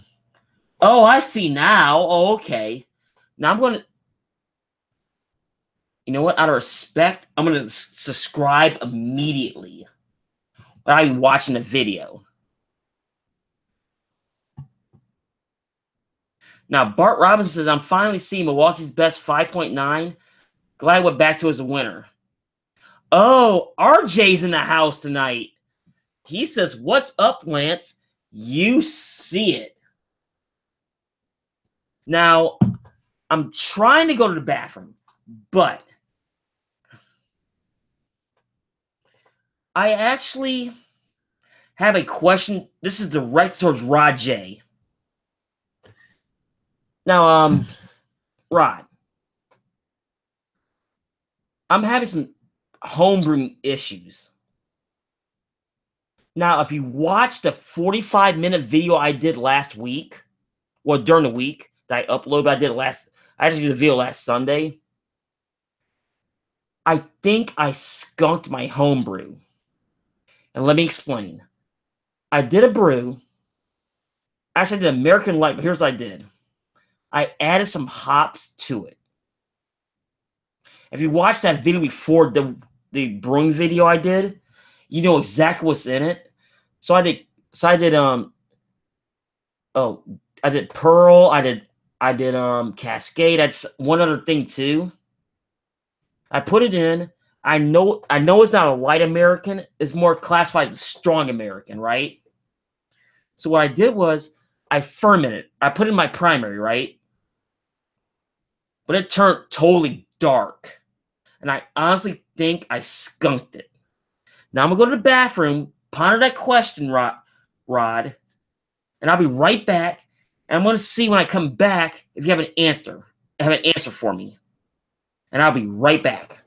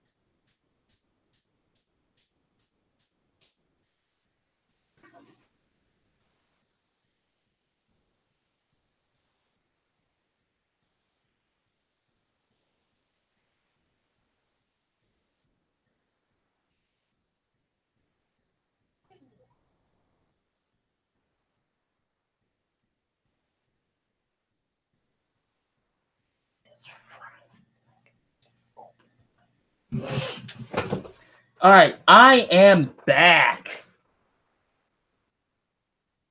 Let's see here. It says here, like update here. Hold on, 6.9%. Right. Craig can't be uses PMU. I'll check here in a second. RJ said he'll jump into the second on. Ken says, "Hey brothers, see that Craig? So I'm gonna have you internet get to your grand when you have it all the time."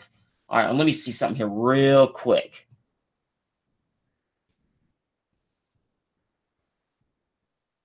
Look at Hop Zine and Jake Beer on YouTube. The Craig, I answered you on Facebook. Let me see here. Too many screens. Well, too many screens, too many tabs.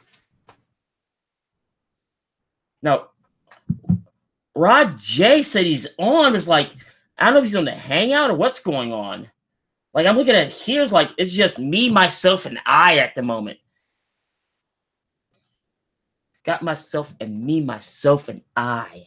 I was like, oh, yeah. I'm saying Daylight Soul now. What's going on there?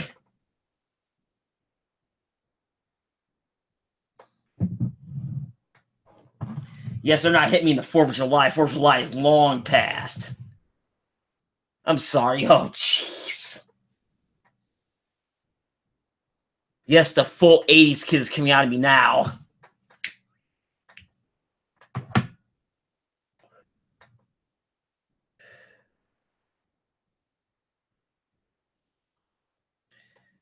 So I have a lot of stuff going on at the moment. Now, as far as home brewing,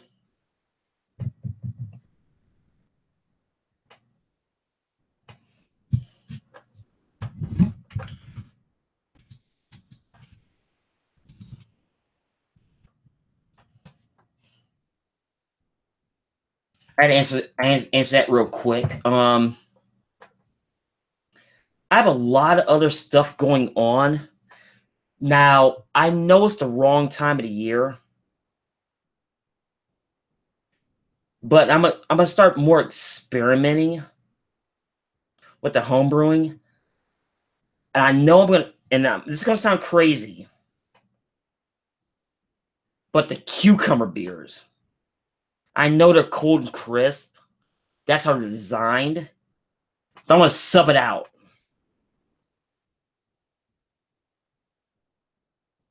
with this.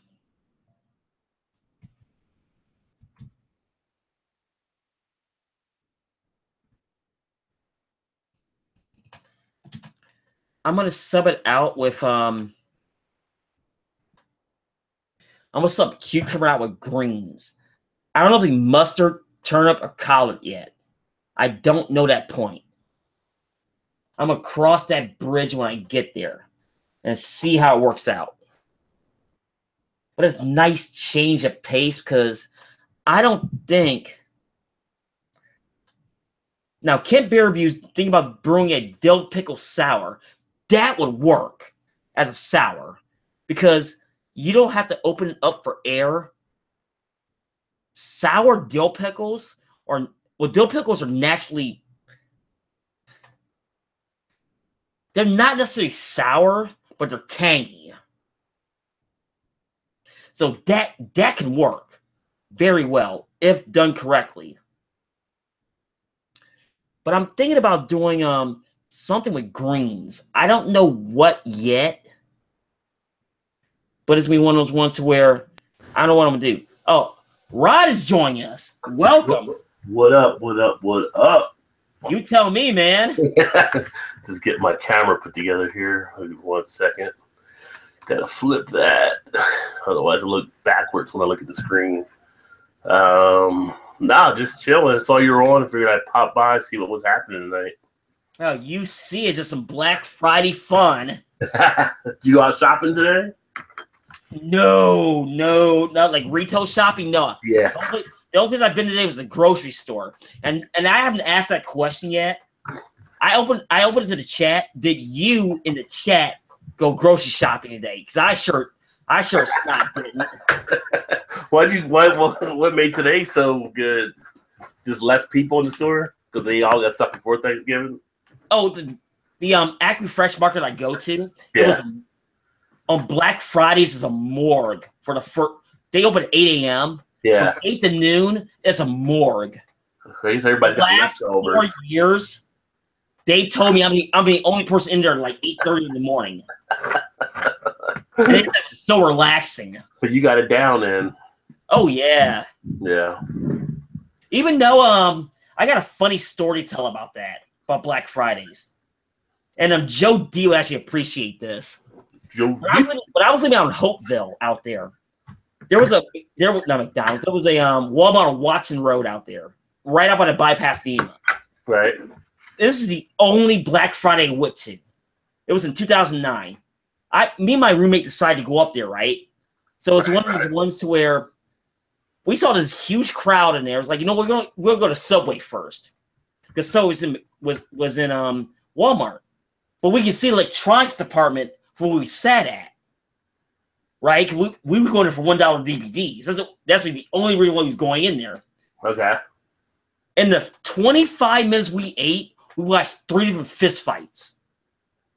Oh, wow. We both threw our hands up like, no, we're good. We're good. Never again. That's why I won't do it. And Yeah. plus, like I said at the beginning of this video, I even says like I saw the prices start to creep up in August. Yeah. So it's perceived discounts, folks. You're not getting a discount. Well, I got pretty good discounts today. I don't go shopping because I actually had to work, but I went to Best Buy afterwards. I knew they had some games on sale I wanted to get for the gaming channel. So I probably saved over $200 by going today. Not like games or clothing. You're gonna make out, but outside of that, there's really nothing else. Well, a lot of other stuff they jack up and they bring it back down, but I went out there and I picked up what did I get? Like Destiny 2 and Injustice 2 and Madden 18, FIFA 18. And they were like, none of them were more than $29, $29.99. So those are hard copies too. It's like, yeah. Man, I'll never do the downloads because anything ever happens to your drive, you're screwed. Always get the hard copy if you can. Okay, like Always. I thought about buying Madden. Yeah. I saw the price on it online for a digital. I was like, I'm good. Yeah, $29.99. I was like, I haven't watched any NFL games this year. That's a whole different situation. But I said, you know what? I'll probably pick up Madden because people like watching Madden on the gaming channel. So, well, Madden's been a popular game for over 20 years. You know that. Yeah, I was old school with Madden, and although I find myself playing NHL more than Madden, I definitely want to start getting back into the Madden field again. And I got this cool game. It's called For Honor that I haven't played yet, but I checked it out a lot before I got it. And they were selling it for like $14.99. And it's pretty much like a multiplayer game, but you're like either a samurai, a knight, or some other type of warrior leading these armies in a battle. It's pretty cool looking. It's kind of like a Battlefield or Star Wars Battlefield, but except you're fighting with swords and everything. Which it was like Star Wars Online. That's what it sounded like. Yeah. So it's got a nice multiplayer. Yeah, on the 10th, he picked up NBA 2K18. I picked that up too today, $29.99 or whatever. So yeah, NBA 2K18. There's just too much nonsense for DLC. I have no interest in it. No. You don't like NBA 2K? No, like as far as sports titles, I'll play them. Oh, okay. You talking about the other, like the multiplayer stuff and the. No, there's not even that. It's like all the other side stuff you got to do. Yeah. You got to pay for. That's my issue. Dude, I picked this one up today. I was like, I don't know why, but I've always liked it as a movie. Friday 13th. They came out with the game. It was actually multiplayer too. It's pretty interesting. No, first like you always said when you always watched Friday 13th back in the day, you were like, what would you do if Jason was chasing you? Well, you could determine on this game now what you would do. No, basically Jason hunts you down. Is that a hack and slash? Yeah, but Jason's like hunting you. You're like one of the camp counselors. Oh, okay. No, that game actually might be fun for that reason. You turn down the lights and everything. You turn up the volume where you put the headphones on. It's almost like you're freaking someone standing next to you trying to hunt you down. I do that with Resident Evil and everything. Oh, okay. It's a way to kick back and relax. But yeah, so what are you drinking? Oh, I see the Milwaukee's Best, the hyped up one now, 6.9 or whatever. It's 5.9. 5.9. But I did a review on this one. This is the I don't know if you get it down there in the Great Cincinnati area. This is from Royal Docks. This is the Yuletide. This is a holiday spiced ale. Oh, okay. I haven't seen that one. Okay. It dropped yesterday. Okay. Well, at that time for all the holiday stuff, Christmas stuff, Great Lake Christmas sales. Christmas sales been out everywhere here from Great Lakes. Every time I turn around, it's a Christmas sale. No, like with this one here, it's like it's a throwback, a straight throwback from generations ago. But that's all I'm gonna say about the. I got to redo the review.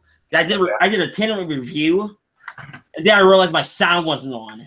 Oh, that sucks. So I'm gonna re-review it on Sunday. I'll probably do a live one on that one. Yeah, I'm not happy about that. That was a good review too. You got to drink another beer. That does suck. I think we all been there though. Yeah, I've had it happen before where I've had one where I went through and then it came out and the video didn't work right. It's like I go back and redo it. And it's actually I didn't have the beer. I had to go out and find the beer again. So yeah. But But you know what? That hasn't happened in about a year, so I was actually kind of due. Yeah. Yeah, you get these little things that pop up once in a while. So, but man, just looking on the camera, I got to shave. I haven't been in the office at all this week, so my beard's coming to make me an old man. Well, it's No Shave November, so yeah. I only shave when I have to go to the office for the most part. So, like me, like I only shave when like the old man is jumping down my throat, and like I just want to do it, you know. But you were asking me a question about the beer you were making. Yes, let me run this by you. Now, did you watch the video I posted during the week? I haven't seen that one yet, no. Okay, now that was a 45-minute video of my homebrewing stuff. Would you like brew and everything you were shooting video of? Yeah. Okay. I mean, I didn't. Obviously I shot in real time, but I had to edit it down for time. But it's originally it was an American light ale, right? That I modified. Okay. Now this is my first brew in doing partial mash. Okay. Now I used a 2-row pail, so you know. So but I added Pearl, Centennial, and something else. I can't remember what it was off the top of my head, but I'll go back and looking. Okay. What kind of style were you going for on this one? It was an American light, but I wanted to modify it. But you went a hop, so you wanted a hoppier light then? Correct. Okay. Even though Centennial, I was on the fence because it's so hoppy. Yeah. Well, were you using it for bittering or were you using it just for the flavor and aroma? Flavor aroma. That's all I was doing. So as long as you put that in within that last 10 minutes, it shouldn't attack any of the bittering as much. Well, it does because like the IBUs jump from 12 to 27. And you had it in there for less than 10 minutes? Yeah, for less than 10 minutes. Yeah, that's how much it jumped according to Beersmith. Well, what were you using for the other hops then for bittering? Were the other ones being in there for longer? No, it was all 10 minutes. Okay. I put it right in at the end. I put my Irish moss in. Okay. 10 minutes. I waited 45 seconds, then added everything. Okay. But you were talking about the darkness of the beer. Correct, because and that like would usually come to the malts. Now, did you steep the malts before you did anything, or yes, I did. Because that'll actually add to the darkening as well, depending on how long you're steeping them for. Oh, well, I steeped them. What I did was like when I did the mash, I steeped them for a lot of time. Beersmith recommended. So I got up the temperature. I steeped them for an hour, right? Yeah, that's going to darken. Yeah. But when I pulled it to put in the primary, it was still that golden color. Okay. So I'm thinking to myself, when I put in the primary, there was no that Firma source I bought, it was one of those ones to where it's like I made sure there was no light hitting it, right? Right. For safety reasons. I go to check it today, and it's black. And not black, but it's dark. So I'm thinking I skunked it. Yeah, but if you put it from the primary, I mean, it shouldn't have darkened any darker than when you took it out to put it into the primary. I just wonder why would we gotten more dark. I mean, the skunk would affect it as far as aroma and taste if we got like daylight and stuff in there, or if we got oxidation taking place. But the darkness of it shouldn't change. So interesting. I was like, I'm like with the Firma sources, since it's totally clear, I can look straight into it. Yeah. It's one of those situations like I know it's not infected, right? Because there's no shine the flashlight into it and you can see through it and everything too, or no. Well, no. Okay, because you can actually do it with a flashlight to see if it's dark. That's not the same as if you're doing it like with the sunlight. No, I can physically, like what I did was I closed all my blinds. Okay. So it was like totally, like literally dark in my apartment. So I'm looking at it, it's like I can't see straight through the wall. Okay. And how long has it been in there now? It'll be Sunday, 5 days. And then like about 8 or 9, you'll take a reading to see if it's ready to go to the secondary? No, I already know I'm going to do something on Sunday. Okay. Because I'm doing the video on Sunday. So I'm either going to go straight to a keg or I'm going to secondary. I haven't decided yet. Because usually you want to do it like 7 or 10 days out, I guess. But what I always do is take 2 hydrometer readings and make sure they match before I actually move it. Because sometimes it can look like it's done, but it's not done. Well, that's the thing. Is like when I did the initial hydrometer test, I was like at one. Let me pull it up. Hold on. Before I give you bad information. Where is it? Now the target. Now the pre-boil the final estimated gravity after pre-boil was 1.015, right? Okay. I was at 1.071, if I remember correctly. 1.071. Yeah, this is before I put in the primary, so keep that in mind. Right. I have Beer Smith still up on my computer, so I pulled it back up. Well, 1.071 isn't bad, but by the time it settles down, it's going to be like 1.001, probably 0.010. I mean, it'll be lower. That's my thing. Is like, I'm looking at my hydrometer. It said it could be at 6%, right? Right. I'm looking at it. It said 8.5%. It was in barley wine range. Well, you got to remember with those readings on that, like Beer Smith, they're not always fully accurate too. So there's kind of a range on where it could be near. It's almost like I've done stuff where it says I should be at a certain level, and I haven't been there either on some of those. The true reading will be what you get off your hydrometer when you do the right marking, and make sure you adjust it for temperature as well, because you really should be taking the hydrometer reading when it's at 70 degrees. And if it's warmer than that, you got to deduct points off from what it may actually be, or add points to it. And so that all plays into, I don't know if you got like the chart to show you, like if it's 75 degrees, you have to add like, 0.01 or 0.02 or something. If it's lower than 70, you subtract off. But anyway, they have a schedule out there. And then when you do the readings later on, that's going to be your true figure. That's dealing with just your batch and not something that's being projected out there by like a statistical type thing that they've used, like Beer Smith or all that, because they're going to change. I mean, there's different things that'll play into it. Not every batch is always going to be the same exactly, just because of different things. And brewing is a science, so there's different things that one little thing can alter it. So that's why you always want to look at your batch and also know where you're coming out. That's why you know where you're coming out of your stuff. Then if you come back to that recipe, if it comes out the same, you have a better idea as well. That's what I was thinking. It's like, I mean, obviously I can't take samples throughout the week, but it's I was going to take a secondary sample before I decide which way I'm going to go as far as doing secondary and throwing it straight into a keg. Yeah. Just to see where it reads. Now, when you take your next reading, like on Sunday or whatever, and you put it in the tube for the hydrometer, you should be tasting it also. That's what I'm going to do. And it should be tasting like flat beer, essentially. That's what I'm going to do. Yeah.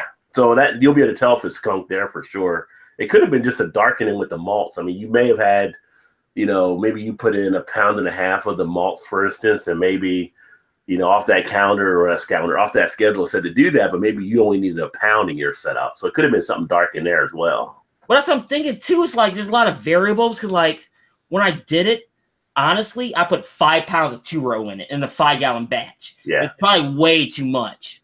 Like I said, if you did, like you steeped it, depending on how long it may be, because again, it depends on how the water is evaporating and what you're doing, it can cause scorching. That could cause a darkening. So okay, which I'm fine with that if that's the end result.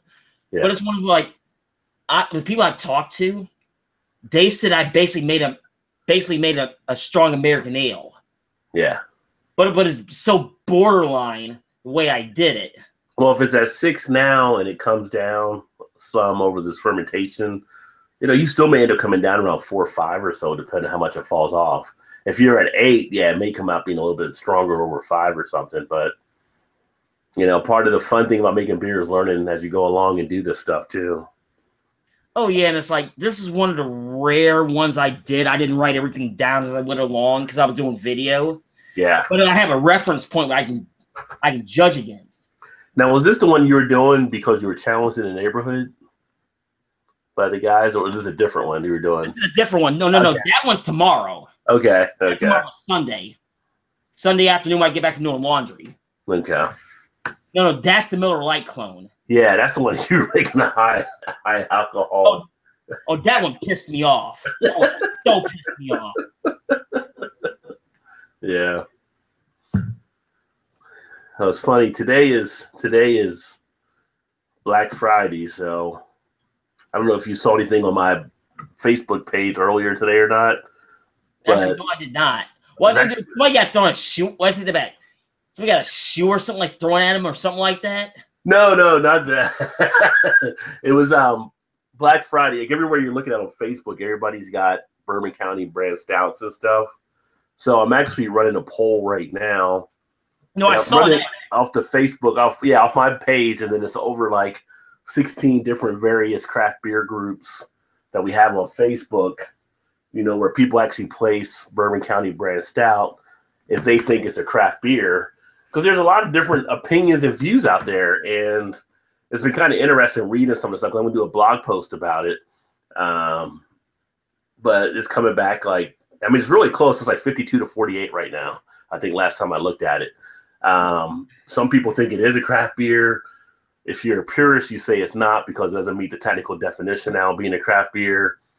You know, some people are saying, well, if it's beer, you know, it's good and you drink. It's like, well, that goes beside the point. Any beer that's you like, just drink the beer. It doesn't matter what anybody else thinks about it. But it's just kind of, I'm trying to test how people are actually looking at this and what actually defines a craft beer. Is it really the Brewers Association, or is it really the consumer that drinks it, that they really determine what it's going to be? And are they actually being expressed in their point of view? And it's just funny seeing some of the answers that are coming back and some of the different debates that are happening, because there's some groups, like if you post that in there, like you bought Bourbon County brand stout, those guys will like flame up on you because they're like, that's not a craft beer. Don't put that here. And then there's some craft beer groups people post and everybody's enjoying it and loving it and stuff too. So just kind of an interesting type thing. And I've been trying to respond to comments today when I haven't been working back to people and kind of getting more of their feedback and thoughts on it. But so it's a pretty good debate on it so far. No, I saw it, and I elected not to vote on it. Why not? The polls are open till Sunday. No, I understand that, but it's like, in that particular situation, I got to look at this, the same thing with Sam Adams. I mean, they're one of the few that's in that gray area. Well, they're still a craft beer, though. I mean, like, but they're at that point, they're almost a gray area, though. I mean, they only do 4 million barrels. So you can do 6 million, despite the fact it was moved from 2 million to 6 million to keep Sam Adams. They've always still had the proper ownership because, I mean, Jim Cook founded it as actually Boston Beer. Everybody calls it Sam Adams, but it's really founded as Boston Beer Company, and Sam Adams is their label on the beer.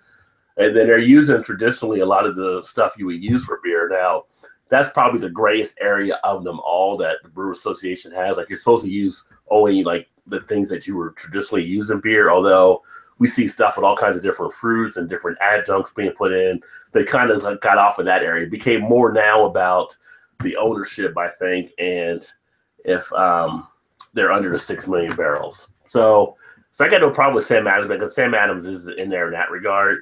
But like the whole Bourbon County brand stout is people are actually drinking it, and AB InBev has over the ownership, 30% stake in it or whatever in Goose Island.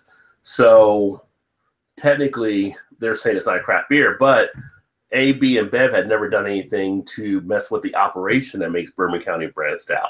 So they're still crafting their beer out like a lot of the other breweries are doing stouts. But then again, your dollar is being fed to the beast as well. So it's kind of this whole thing. And it was more or less, what do you consider in your mind, is it craft beer or not? And I think some people were kind of struggling with that. And some people say, well, no, it's not craft, but it is tasty, or it's crafty, and it's different things. But it's kind of this weird type thing. And then the point is just, is it better off just to say everything is just beer and stop putting up this whole thing trying to separate what's craft and what's not craft? Just call it all beer and go out and enjoy it. Well, like, my thing is this. In this case with Bourbon County, my first question is this: are you a true independent? That's the very first question I ask. And that would be no for them because they're Goose Island, so they wouldn't be. Yeah.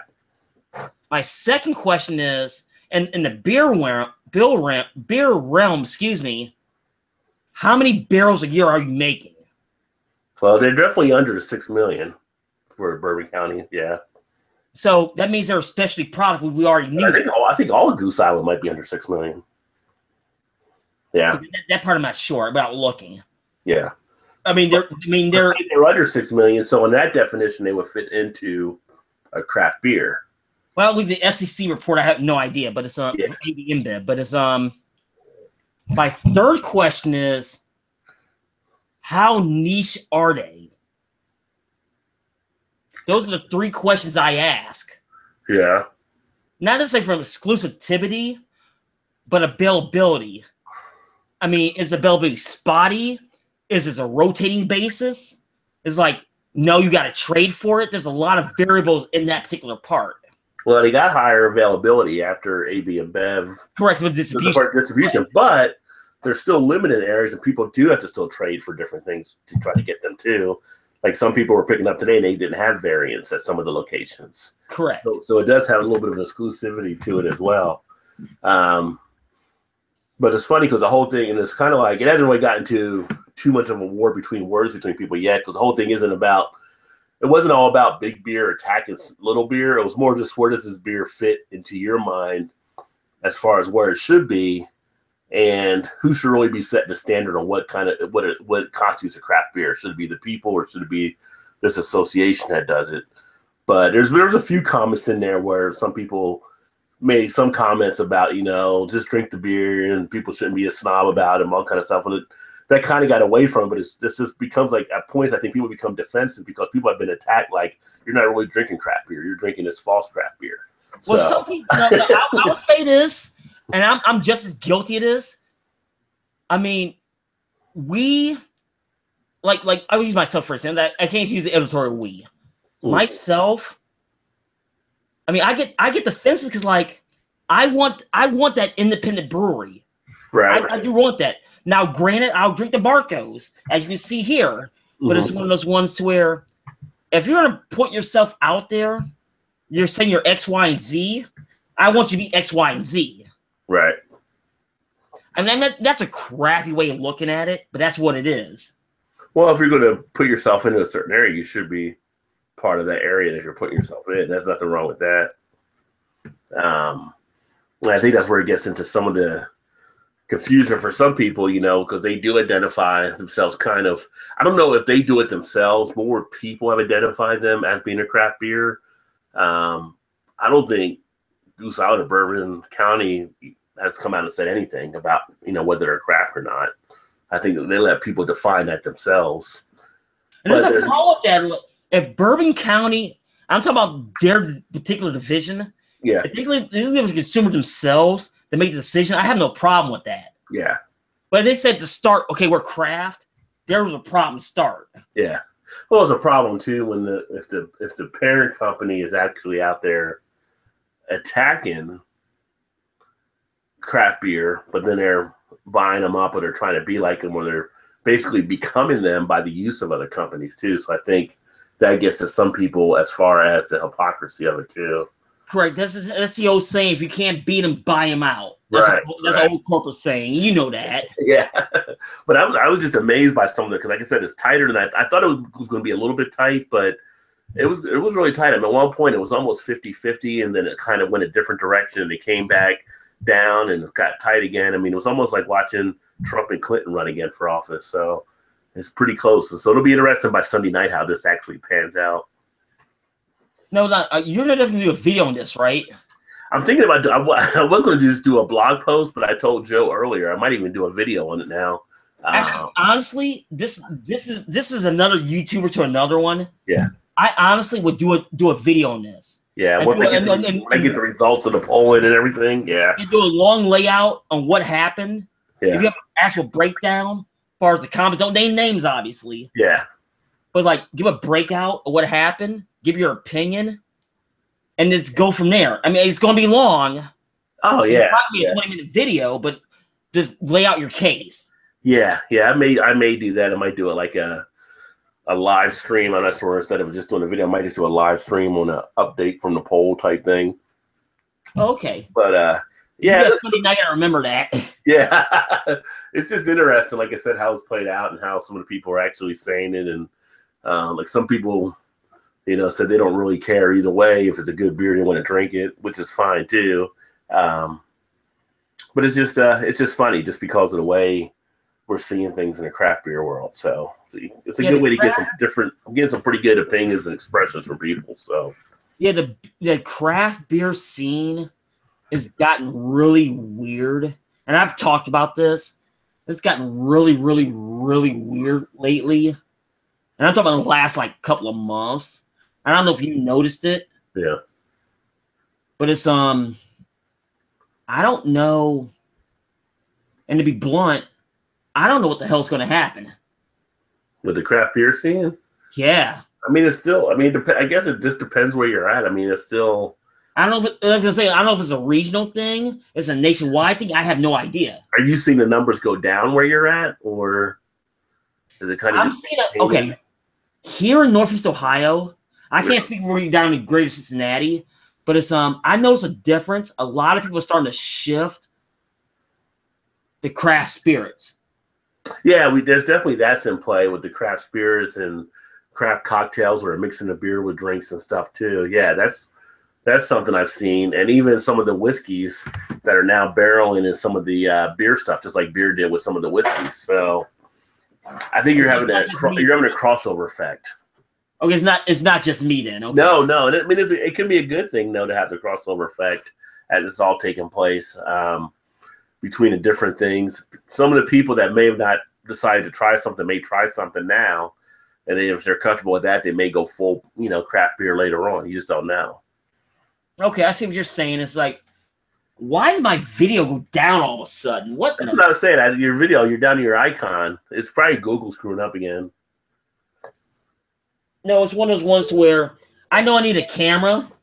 I've been buying a camera for like 2 months now. Yeah. I know I need to buy one. Which camera are you using now? I am using a Logitech C650. Okay. But it's 3.5 years old, so I know it's time. Yeah, well, the one I got here is like an old. Well, I'm using right now on this computer is an HD Microsoft Live camera. When I do videos, sometimes I use the phone. I actually looked at a couple of programs that can turn your iPhone into a webcam. Okay, so I may do all of that too. Okay. Teku Murray says sounds like bullshit to me. All of it. He's an all or none kind of guy. Teku says, "This dude, Lance, get on it. We're tired of it." Now I'm going to the bathroom. Now, Teku, I'm going to say this to you right now. We're tired of what? I'm assuming the webcam. Teku doesn't need too much to troll. He's just throwing stuff out there, probably. No. He's being very direct. It was a direct statement. So I'm gonna answer it directly myself. Yeah. What the were you talking about? I'm gonna go to the bathroom and I'll be right back. All right. Rod, you had the floor. All right. It's Teku. So, hey, what's going on, everybody? I guess I'm just hanging in here on Lance's channel while Lance runs to the restroom. And anybody got anything they want to say about beer out there? I'm actually drinking one from Bell's. This is the Third Coast Old Ale. Actually trying to finish out what I had was a case of these. And this is a 10.2 barley wine. So good old Bell's out of Michigan, home of Eric and Lions fan, if you ever check his channel out. I know, Take you shouldn't have been messing with them like that. But yeah, so as I was telling Lance, today's big thing we were talking about on a couple of the Facebook groups has been Bourbon County and whether or not it's a craft beer. I don't know what you guys may think out there. TQ, no, actually, you said the BF release, so I think you're meaning the Bourbon County ones. I didn't get any. I'm actually not going to be big into getting the Bourbon County beers because, again, it's kind of like my 3 rules are: one, I go and they vary, so it's not always 3 in a hard type thing, but I usually go local, I usually go independent, and then anything else is behind that. So with me having so many local breweries here in Cincinnati, I'm trying to get some of their stuff out that they're going to be making. Braxton Brewing here has a great one they're coming out with. Wooden Cask has another great one they're coming out with called Corruption. Mad Tree has their stuff coming out. I'm actually probably going to the Mad Tree Brewery next week for a new launch. They're doing a new IPA. Rhinegeist has their stuff. So for me, Bourbon County is kind of just like not something I even want to try to go after. I got 58 breweries here in the city, so I don't have to worry about trying to go out to there. And I keep the money in the community. The money keeps going between all the people here. So that's what I'm trying to do. But I got no hate for people that drink Bourbon County either. I've had it before. It is a tasty beer. I just prefer to put the money in the pockets of the locals. That's just me. And there's nothing wrong with that. Like, now, who was on while I was gone? Oh, it's TQ? Oh, TQ? Yeah. And he came on, he disappeared again. Oh, no, I think he's still there. He's still there. No. He's in the chat. It's like, I'm talking about the video. Oh, yeah, no, TQ's there in the chat. Yeah, he said he digs Rhinegeist, love the brewery space, get to Cincy every few months. Right, TQ, you coming down this way, let me know. I'm on the Kentucky side, but I'm 15 minutes outside Cincinnati, and we'll get together and grab some beers. I know you've been to Rhinegeist, but if you ever want to get like a tour of the place, I know some people there. I know you know how big it is, but they'll usually do a tour, or some of the other breweries here like Braxton or something like that. Just let me know when you're back down. Yeah, Cincinnati, you need a couple days to do all those tours. You can't even do them all, but we actually have tour buses that run around now to a few. And they'll do like 3 if you do the tour package. So we got like Cincy Brew Tours, and we got Craft Connection. I went on the Craft Connection one. That one is pretty cool. But we like Urban Artifact is a great brew. If you like sours, you need to go to Urban Artifact if you come to Cincinnati, because they specialize in it and they drive that to a great point. 50 West is one that actually is a great one, especially like the late spring and summer. They have a 50 West brewery that's down on the river. You have the brewery, they have like sand volleyball pits, they have like canoe and all kinds of stuff. So it's like a whole like outdoor activity type brewery. We've also got Rivertown up the way, and then we add like Brinks Brewing and Woodburn and all these other ones, and it's just like you almost can get dizzy going to the different breweries around here. Yeah, I need, like I said, I need a couple of days at least get through half of them, you know. Yeah, and if you want to do something with TQ here, I was saying like we got the Brew River Gastropub, which is they keep like about 12 or 15 taps there. You got great food, so we can grab a bite to eat. Or we have the Incline Public House too. That's supposed to be pretty solid. So okay, now I do have a question down there. it is like a frat bro fest. You would probably see that when you saw that, TQ. You'd probably say that for sure. I do have a question now down there. Mm-hmm. Now up here in Akron, we have the passport, right? You guys got that down there? What do you have? We have the passport. Oh yeah, I think we do with some of the breweries here, where you can go and get it stamped and everything. Yeah, I think they did it around Ohio, like in 6 different regions where different breweries can do that now. Okay, I wouldn't. They've got it in Michigan too. I know some people that do the program in Michigan as well. Oh, okay. Yeah. Have you been stamping it? With me, no. Like, due to my schedule, I can't do the passport. Mm. I mean, this weird night shift, I really wish I could. Yeah. I really could. I just can't do it. Even though all the regional places around me, specifically, they know who I am. Yeah. So it's they don't say anything, but they know I can't do the passport. Yeah. Even though it's been pressed to me a couple of times. What's the brewery hours like where you're at usually? Are they usually open till 11 or 12, midnight or 1? It depends where you're at. Okay. Like the closest one to me is Ron Shea. Mm-hmm. He only stays open until 10, 11 o'clock, depending on the night. Okay. But there's a couple of like 2 monks on the other side of town. They're only open to 10 o'clock. Right. Yeah, I've been in some cities and some states where it's like 9 o'clock or something like. But they shut them down early in some areas. Like Urban Artifact here, and Rhinegeist, if they got like bands or something playing or whatever, they got a big event taking place, they'll go to like 1 or 2 in the morning. So, well, you got a band involved, you got to stay open. Yeah. And so, but some of them are like, we're done at 10 or whatever. So, it's very sporadic as far as hours. Yeah. Now, we'll say this in the Akron area. I can't speak for Cleveland because Cleveland is kind of overbuilt.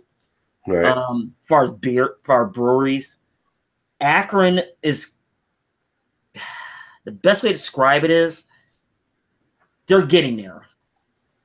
But they also but here we deal in an honor system. Mm-hmm. So we're not going to overbuild. Even though I think there's an unwritten rule of the last one in. So we might cap it probably like 12, 13 breweries here in town, which we can support. Because the city's so compact, we can drive around. Right. Or worst case scenario, take the bus, take around. So you think you got like 12 or 15 breweries in your area then?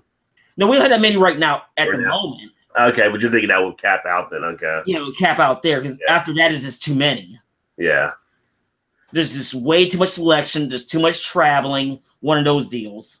Well, you got to be careful not to have too many that they can't survive, so to speak, because they're getting spread too thin. Yeah, like Cleveland's getting that problem right now. Yeah.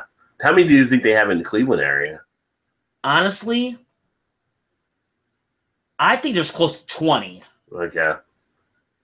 And that city cannot support that many. I don't care what they say. Yeah.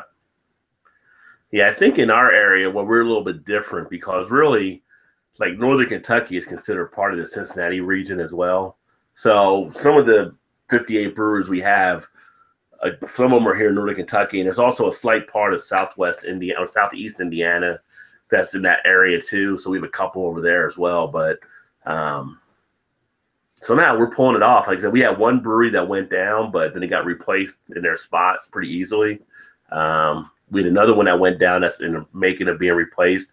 We got more on deck that are coming in. So, well, like down there is like, it's weird because like you have multiple areas to pull from. Up here, we don't have that. Yeah, yeah. And it's location too. I mean, where you get those, you try to get those locations, and we have a lot of the, a lot of like brew pubs or brew restaurants, a lot of places that are putting craft on taps, especially around like, UC and Cincinnati State and NKU and all these different college areas. So as they're learning to drink, I guess you could say, and they're in college, not that they were drinking before college. We know that doesn't happen. They're starting to acquire that taste for craft beer. And so they're going from these places that have these taps and stuff, then they're starting to go to the breweries to check the breweries out. So it's a nice little process that takes place there. And so I'm saying it's like down there is like a little bit different world than up here. Yeah. So it's I mean, Cincinnati is, I mean, let's be real, it's not really that big of a city. It really isn't. I think Cincinnati is maybe 600K at the most. I think Columbus is the biggest city in the state, right? That's Columbus is like Columbus is so the university, they drive a lot of the numbers up. And Cincinnati maybe 400K, maybe. But the surrounding areas, where you're at, you're probably pushing close to 1 million. Yeah. So you can draw. Up here is a fight because you're splitting between two different areas. Yeah, yeah. Because the Cleveland people don't want to deal with us and vice versa. Yeah. So we have a split market. You got like Toledo too, right? So that's a different part even. No, Toledo's on the other side of state. Yeah, so you got Toledo separated from Cleveland, separated from Akron. I mean, they had to worry about Fort Wayne and Detroit over there. Yeah. That's a whole different ball game out there. Yeah. That's farm country. And I mean, like I said, we got the Cincinnati area, and then right up from us, within 45 minutes, Cincinnati, you have Dayton, right? So, yeah. Well, like, you have Jack Neal, some of the other boys. Well, I have friends live in Dayton, and they said Dayton is more isolated because of the Oregon district. Yeah. So it's they do their own thing. I mean, if they wanted that like craft beer in this instance, don't travel to Cincinnati because it's not that far away. No. I mean, worst case scenario, they'll go to Indianapolis. Yeah. That's a day trip. Yeah. Yeah, you come to Cincy, you get a bunch of good stuff. In fact, one of the people I know, she was actually down in, I think, Lexington area, but she just come up over the holidays to road trip up to Party Source, which is in Northern Kentucky, right on the river of Cincinnati, because we get so many beer in that she could take back down there, she said. So, oh, okay. But we get people that bootleg from all over the state from different areas. Because like I said, it really is a hidden gem of a spot because we pull from stuff from Lexington and Louisville up here, like Against the Grain and West 6. We pull their stuff in. we're close enough to St. Louis that we pull in stuff like Schlafly and things out of that area. We just started pulling in another one out of Columbus. I think it's Platform Brewing. We started getting their stuff down here now. And of course, we get Jackie O's. The Platform's a Cleveland company. Oh, that's Cleveland. So we got them down here now. We pulled Jackie O's out of Athens. I mean, we're getting stuff from all kinds of places. We got stuff coming in from Indiana. We get the Three Floyds without usually any issue. So it's kind of like any type of beer you're kind of wanting to drink, you can usually find here. That's why it's like people that are going out and getting in line for this Bourbon County. I'm like, I don't have to go and get in line for anything. We have just as good enough beers from all these different breweries out here that are making this stuff. So one of the breweries here, the Winning Cast, they make one called Corruption. And when they made their first batch last year, they actually aged it in Buffalo Trace. And it was just as smooth as some of the Bourbon County beers were. And now they're doing it again. I think this time they might be using Four Roses or one of the other whiskey ones. So we got a lot of good stuff already happening without us having to go out and hunt for it as well. Oh, that's what you're saying. It's like down there, like you got it so good. You really do. Yeah. Up here, it's basically a fist fight. Yeah. I don't like saying that, but that's what it is. And the good thing is in our environment, it's not like a cutthroat environment.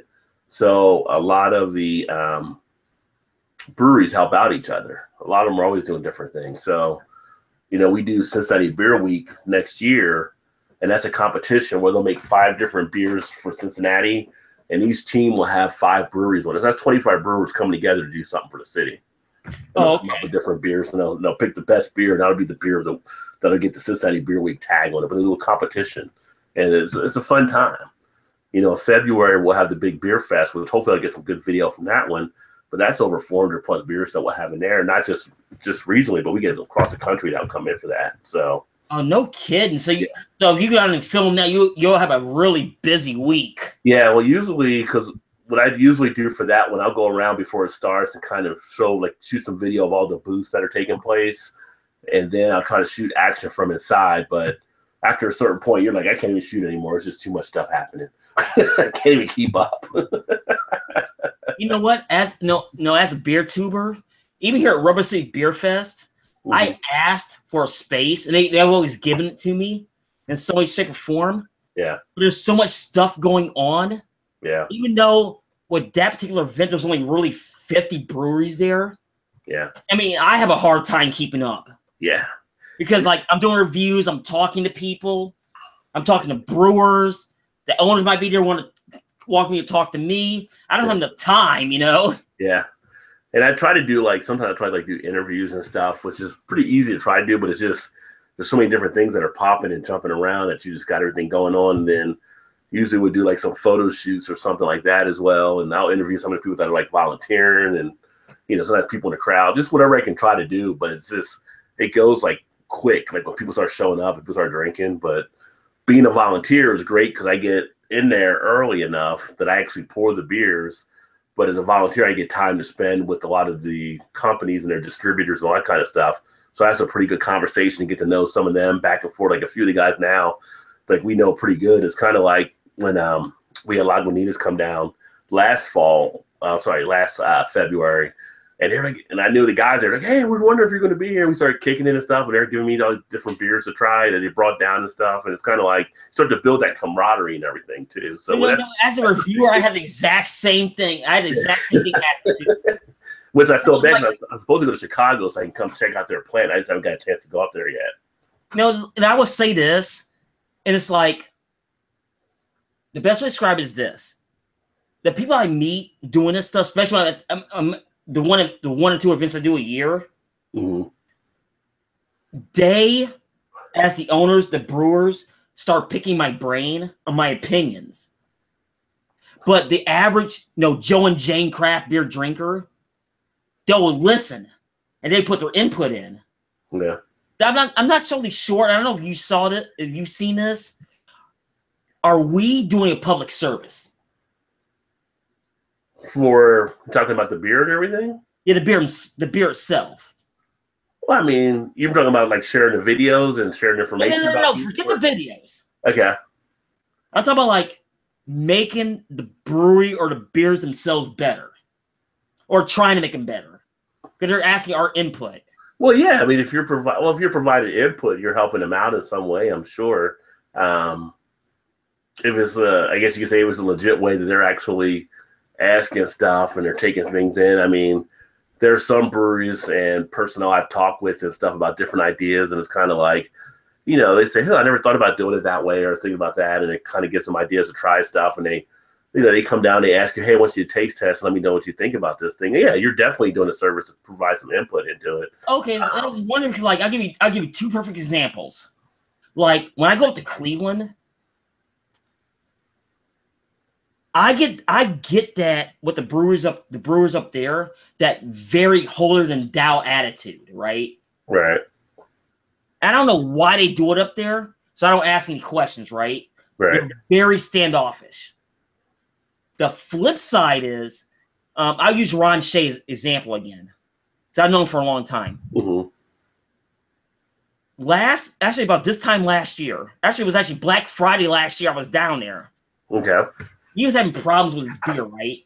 Because we all knew something was off. So I threw the idea out there then. It was a water problem because Akron water sucks. Right. Was he using it? Was he getting spring water or something brought in, or he was using straight up filtered water? So it was okay. So the water was causing an issue with the beer taste, then. No, but it was on particular beers. On beer. So you're saying that it was a reaction with some of the grains for certain beers that was causing an issue, right? Okay. Now a few months ago, he talked about it, and he said like he's going to change his water profile on those particular beers. Yeah. And like he says, like, you know what? Me and you had a 15-minute conversation about that last year. And I think he totally forgot. Well, if you guys were drinking beers while you were talking, you may have. No. We were. Like, it was a Friday. He had nothing to do because everything was done. Yeah. He was just talking to the public. And me and him had this nice, long, actually, it was an hour conversation, but water. He brought up the water part. Yeah. So me and him started talking about it. Yeah, I mean, water accounts for 90% of your beer. And when you're actually dealing with it, that's why you have like the chemistry that you're putting together to make sure you're checking the water and checking the amount of the chemicals that are in along those lines. So it was funny when the first time I saw a brewery kit, and it's like, why is there like a flask of stuff in there? Kind of a chemistry set. It's like, oh, you got to measure out the pH and all that kind of stuff, really. So he should have some type of QA in play that they pull quality checks to make sure the water stays in balance with everything. That would be a suggestion to make with them too. Yeah, it's like, he does very, very, very well. So I don't want to interfere. Yeah. Now, I have a simple philosophy. I won't volunteer anything unless I'm asked first. Yeah. Especially with brewers and owners. I won't bring up nothing unless you bring it to me. And if it's bad, I'll let you have it. But if it's good, I'll let you know it's good. Or if he's asking for advice on making it better, I'll give him my advice. Yeah. Well, that's like the old how you play golf, right? You're not supposed to tell anybody about their game unless they ask for it. It's like the golf etiquette type thing. But correct. But there's also ways if you spot something, it's kind of like there's nothing wrong with asking if they ever thought maybe this or maybe thought that either. There's ways you can frame a question where it's not like you're attacking them, but you can actually maybe plant a seed or something by the way you ask the question. And it's like, oh, I never thought about that or never picked that up. It's kind of like different things when I taste different things in beers with some of the guys. It's kind of like, oh, I didn't even know that was in there. Oh, I did get that. I'm glad you picked that up because I was shooting for someone to be able to pick up, some of that vanilla or some of that, the wood from the bourbon type thing and stuff like that and everything. So, it can go, it depends really on the comfortability you are with that person, depends on your relationship with that person. But like some of the people I talk with, I taste stuff. It's kind of like, I'll give you an example. Like I just did a review on one of the beers I did was one from Mad Tree. It was our Pilgrim that just came out, vanilla and cranberries around the holidays. And it wasn't anything that I didn't slam it really hard, but it wasn't anything that was really for me. I think I gave it like a 76 out of 100 on my video, which is, it's a C-type beer, but Mad Tree usually makes good stuff and everything. But I defined why I gave it that in the review and why I thought it was that way in the review. and all that kind of stuff. But then they asked me to look at coming out next week to one of their new beer releases and stuff too. But So and I know they watch some of the stuff that I say about their brewery. That's good because like they're watching, but you're being very subjective and honest. Yeah, that's all you can really do. It's all going to be an honest opinion. Anybody that does anything is going to give an opinion on it. So, we all know the opinion asshole saying stuff, right? So it's just a view. But what you try to do is if you're actually building up kind of your brand or building up your name, like I do a lot of research into stuff. So I do a lot of reading. I do a lot of reviewing stuff. So it's not like me just sitting down and talking about a beer, not knowing what a beer really is type thing. Getting in there like brewing beer, I've got different aspects that I kind of look at that and kind of imagine in my mind for what they may be going for. So what you put into it helps you for when you provide an output, because if people say, okay, this guy isn't just bullshit, and this guy's actually talking about stuff, he's actually doing stuff, knowing, which is why the next thing I'm going to probably do in the next week or two is probably go ahead and complete the certified beer server exam just to get it done and just to say, hey, I know enough about the beer that I can go in there and serve. I know the basic stuff already. And then next thing might do the Cicerone type thing like Tanya's doing out in California. So taking those strides like that. But go good for her, But taking strides like that shows that you are generally interested in what you're doing. But it also provides a little bit of knowledge behind your thing, because you can put something behind your name. Hey, I've put the work in. What I'm telling you isn't like some type of guess thing. This is actually what I'm looking at doing. This is actually what I see and what I kind of taste or feel, or whatever it may be about the beer. And I think you get the ear of people when you do that. But Craig asked a question. It's like, yeah, this is actually a barley wine that I'm drinking. The Third Coast 10.2 ABV barley wine from Bell's out of Michigan. Now, that one I have not had yet, and Third Coast is rarely available, at least up here. Yeah, this is like this was part of a case that I had of this. So, and this is one they suggest you age it and everything. So this is actually a 2015 edition, and it's really smooth. So, yeah, I got to investigate that. Probably next week. Like I know where I can get it at. I need to investigate that. See if I have any more. Yeah, Bell's does some good stuff. They're kind of we were doing it. There was a piece that someone was asking on one of the Facebook groups about breweries that are underrated, maybe, or not fully appreciated, and people were naming stuff. But Bell's is one of those too that are pretty solid across the board in a lot of stuff they do, but don't know if they always get the notoriety of being that great of a brewer outside of Michigan or so. Well, the thing with the Bell's is one thing. Now, Third Coast, they are very underrated. I've always said that. Well, Third Coast is Bell's. This is their Third Coast Ale. Oh, the Third Coast Ale. You're talking about North Coast. No, North Coast. I'm sorry, North Coast. North Coast, Old Rasputin. Yeah. They're very not Old Rasputin. They make Old Rasputin. North Coast does. Yeah, but like their other stuff is the other stuff. Yeah. I think they're kind of. It's almost like they're almost top heavy with North Coast. I think a lot of people know them just because of Old Rasputin, and that's why they get underrated. Nobody checks out a lot of their other beers, but they do have some good other beers out there. Yeah, I've had here locally, and it's very good. Yeah, but I can't get in the stores. It's in restaurants only, so it's like I really can't. I don't like doing quick reviews like that. So hey, what can you do? Yes, Craig, it is very smooth, by the way. I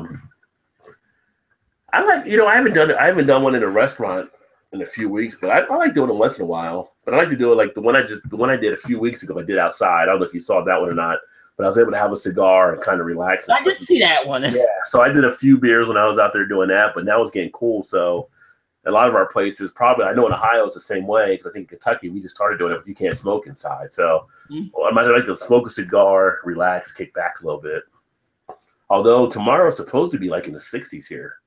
Well, yeah, like up here, same thing. It's like, well, not in the 60s, but like the upper 40s, low 50s.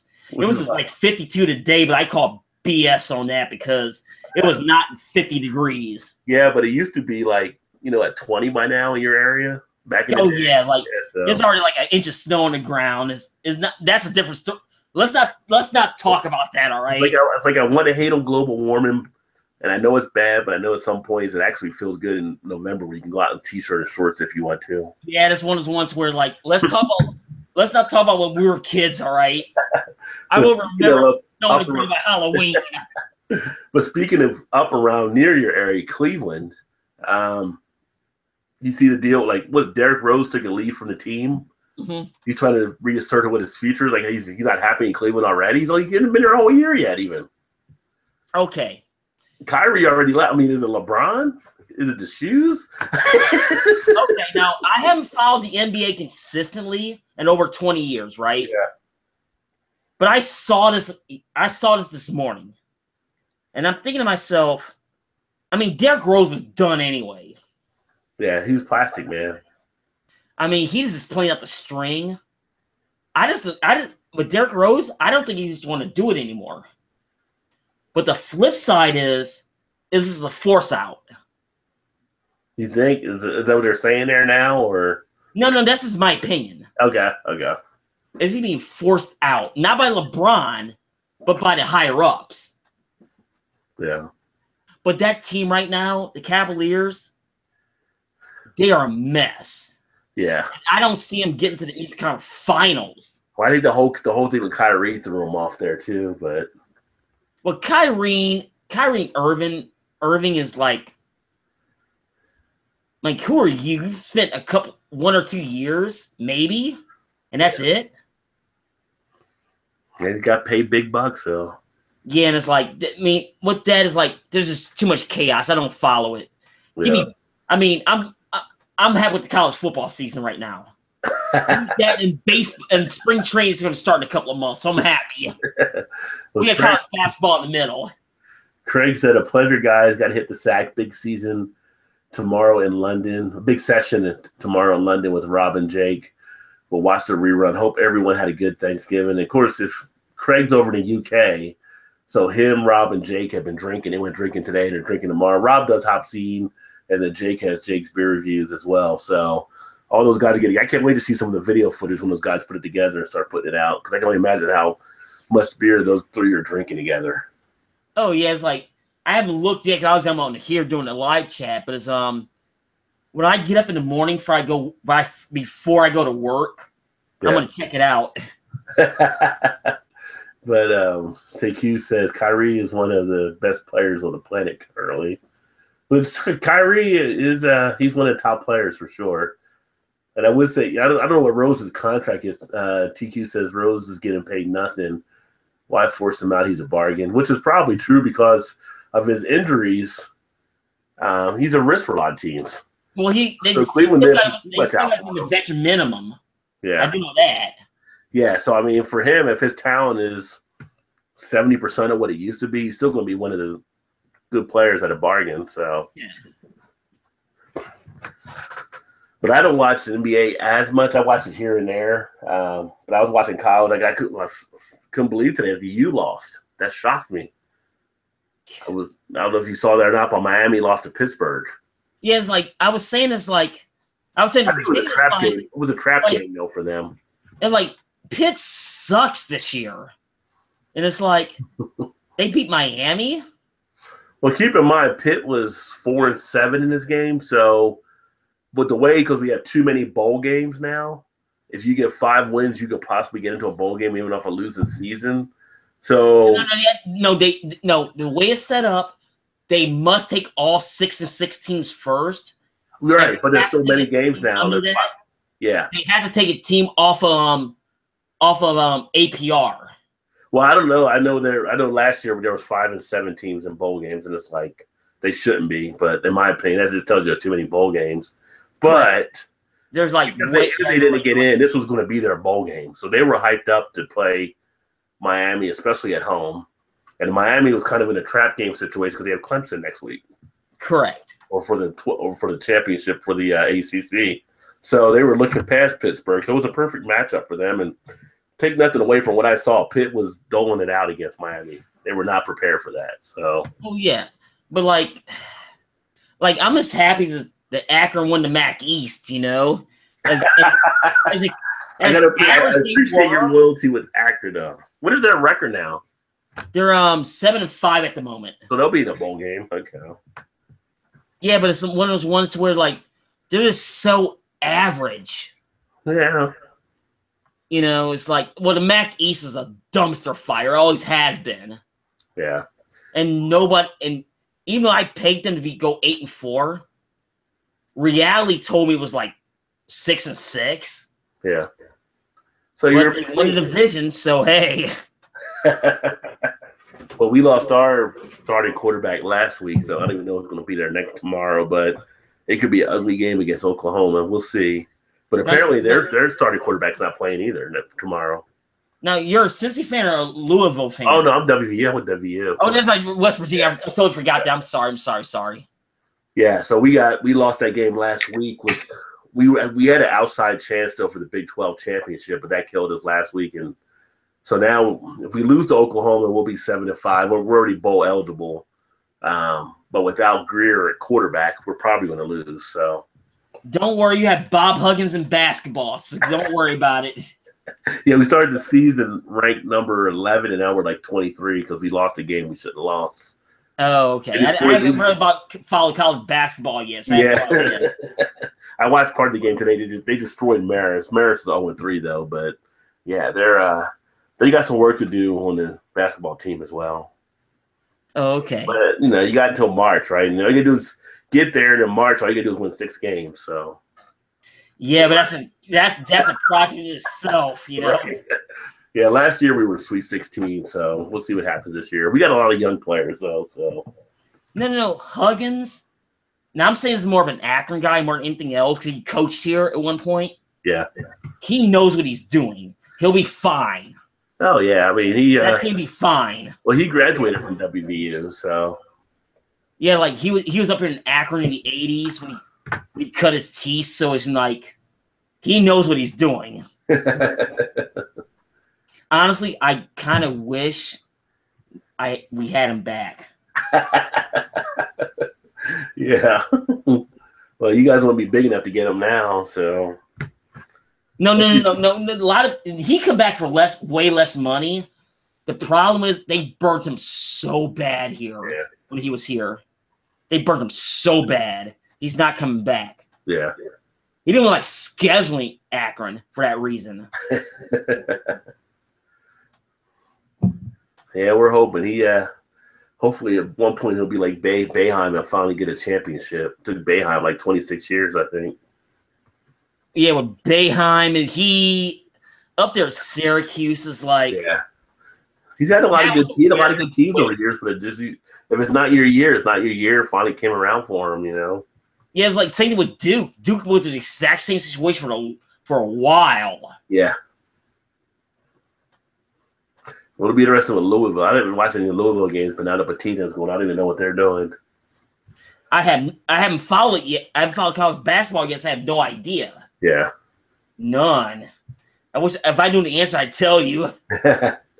A few weeks out, we'll have the first bowl games taking place. So. Yeah, and it's like, because that'll be like. I would say around the 23rd or 21st or something when the first bowl games will start. Those pre-Christmas bowls. Yeah. Yeah. Honestly, I don't really start watching. I mean, outside of MAC team playing, I don't really start watching bowl games for the Holiday Bowl. That's the one in Hawaii, right? Huh? That's the one in Hawaii, the Holiday Bowl? No, that's the one in San Diego. Oh, okay. All right. I'm thinking Aloha Bowl, so Hawaii now.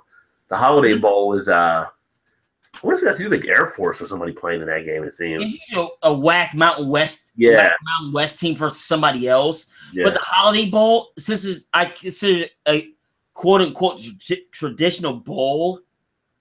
I mean, that's why I start watching the bowl games if I can watch it. Yeah. Hello, Blade Gaming says hello. Hello. Are you doing your gaming stuff still? Are you doing your gaming stuff on this channel or a different channel? No. What I did was I spun it off. Okay. No, the channel is called Drunken Emulator Gamer. That's a mouthful. No, that was intentional. Okay. If I do a video, I'm totally shit-faced on a Sunday night after I eat. I just do a video. It's not an everyday thing. Right. Now, sometimes on my politics channel or my daily quickie channel, I might throw up a gaming themed video, but that's it. Yeah. Yeah, I separated mine off to a different gaming channel, and it started to grow a little bit. But the way YouTube has kind of switched things around, I'm like, wonder if I should have left it on my own. But actually, you know what? I'm gonna say this, and I'm saying this to any you guys out there in the chat that might be a YouTube creator. I'm saying this up front, and for YouTube, Rod, start doing multiple platforms. I've done it for years now. Yeah, like the spread is not that good, but do it. Yeah. Like on my Roku channel, for instance, I have a Roku channel. It does very well on my politics side, even though I don't do a lot of the beer stuff. Yeah. But expand. I mean, well, Roku channel, is it on YouTube or is it on like a Roku type server or something? Like, what do you mean? You said it was your Roku channel. Is it your politics channel you're talking about on YouTube? No. I still do YouTube stuff, my politics stuff. Okay. But I have a totally separate channel. Okay. Separate channel on Roku for that too. Okay. So I do a double upload. Gotcha. Yes, it's expensive. Yes, it's time consuming. But I do get a lot of views off that. Yeah. I do. I mean, that firm of source I got in the front room would not happen without that Roku channel. I mean, I'm not gonna get 1 million views off that. I understand that. Yeah. But like, it made enough money where I can finance it. What's the name of the channel? It is a TRD Network. TRView Network? No, TRD Network. Hold on a second. Because Roku's been goofy lately. Hold on. Because like they put me in a weird account status. So hold on. So I see like TRD Network, News Weather, Roku Channel Store. Is it a ballot box? Let me see. Yeah, developer Lance Bell. That's me. Let me see here. But you're not doing weather, are you? No. That's the way to have it set up. Okay. No, that's it. Let me see here. Put me on the ESPN thing. Let me see. Let me go back. Now, the last couple of videos I did, I have not uploaded yet. They're quickies. It says The Real Deal with Lance Bell. That's me. Let me see. And but it's taking me to an ESPN thing. So let me see if I can copy and move this way. I was doing podcasts for a while, but it's just like I didn't have time to keep up on it. There we go.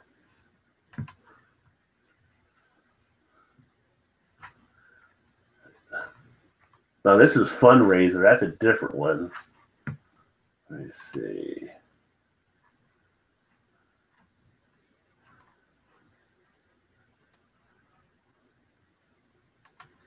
Is this it here? I think I found it. Channel Store.Roku, TRD Network. And it says not verified. That's the fight I'm having with him right now. Huh? I pop in as like it says a non-verified account. I'm a big fight with him right now. It says The Real Deal with Lance Bell is a commentary program that discusses politics. That's me. Yeah, you haven't done it in a while. It's like October 16, maybe.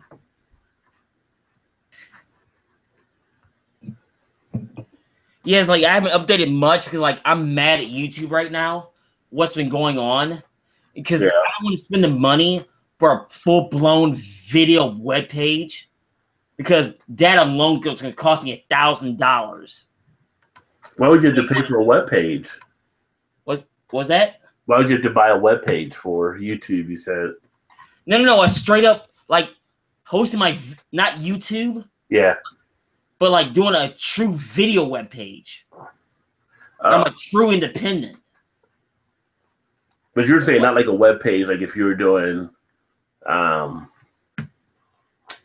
what's that website? You can Wix or something like that. Something different you're talking about. Correct. Yeah. I'm talking like I'm using like flash files to upload my videos, like same old advertising stuff, things like that. Gotcha. That's very tedious.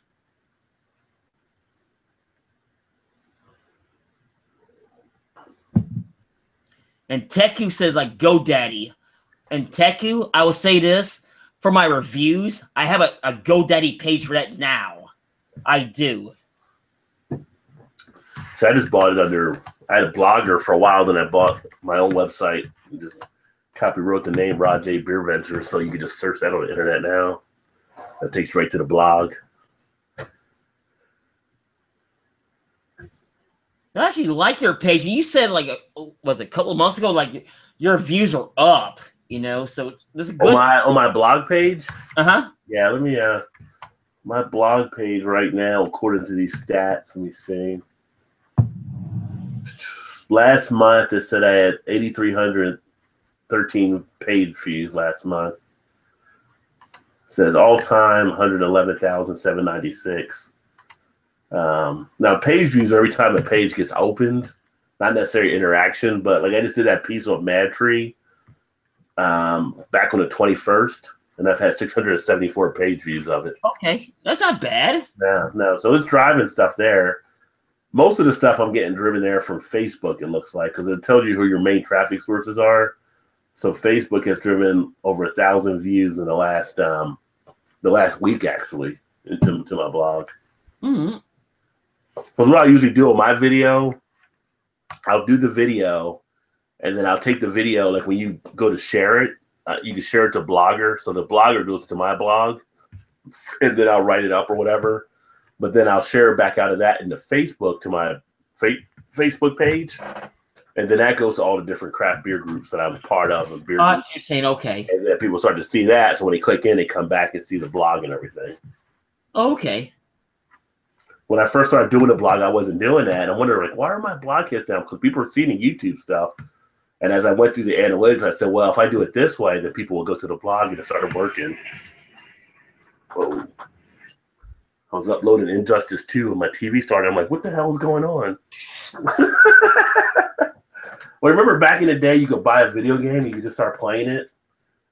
Well, nowadays, you got to buy the video game, put it in, and then it has to run all the updates for the files that are in the game. So, like, you put it in, you start playing, like, the next day. You don't get to play it that day for the most part.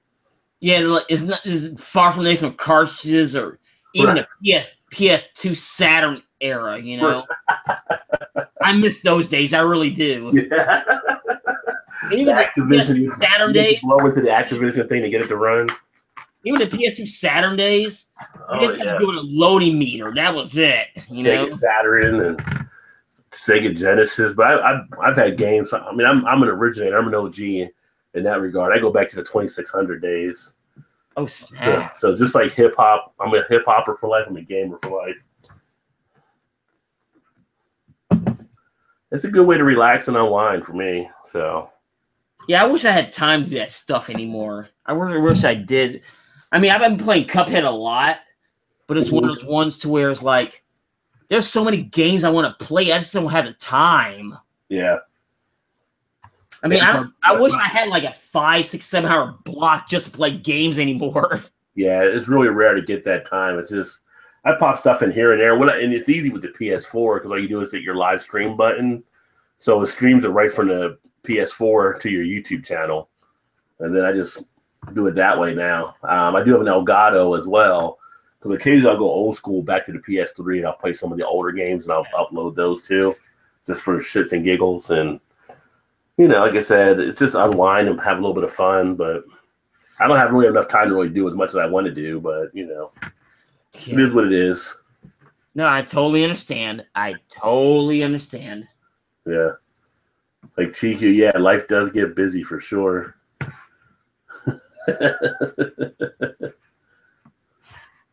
Yeah, there's so much. I just wish there's so much time in the day. I need so much stuff I can get done. Like, an example, I'd actually need 2 days just to catch up on the beer reviews. Just sit watching 12 hours solid for 2 days. I'd be totally caught up. Yeah. Well, it's like I've started getting stuff. I've been backlogging and I finally got stuff caught up again, but I got like 2 beer reviews I got to upload still. But I just uploaded the first 2 craft beer jelly reviews from the company that sent me. How'd that go? Actually, I mean, I kind of tasted the jellies and kind of gave feedback on what I thought of them, what they tasted like and everything. But they're actually pretty good. I've used the Belgian Saison one and a couple things like biscuits and toast has been pretty good. The American Pale Ale was pretty good as well, a little bit more savory. But it's interesting. Like, one of the guys that responded, to try it with peanut butter. And I said, well, the funny thing is I have like a chocolate stout one. So I'm going to try that one with the peanut butter because I'm sure that's going to be pretty good as a peanut butter jelly sandwich. Yeah. Oh, yeah. But it was interesting. Like I said, it's House of Webster out of Arkansas. They contacted me to give it a look. I was like, sure, I'll try it. I mean, I tried that. I've tried the one of the companies that contacted me before in the past. They sent me like they were pretty much like granola bars, but they were made with the grains that were spent grains, which were pretty good. So, trying different ways that beer's being used is pretty cool. So, got no problem doing that. Don't understand that. But yeah, I might upload that other video tonight. I haven't decided yet. Or I might wait till tomorrow and do them both. Because I'll probably do something. Like I have a video from last week. I haven't even uploaded yet. Yeah. It's like I gotta redo this video that I had no sound on. So like, I'm probably gonna do a double upload on Sunday afternoon.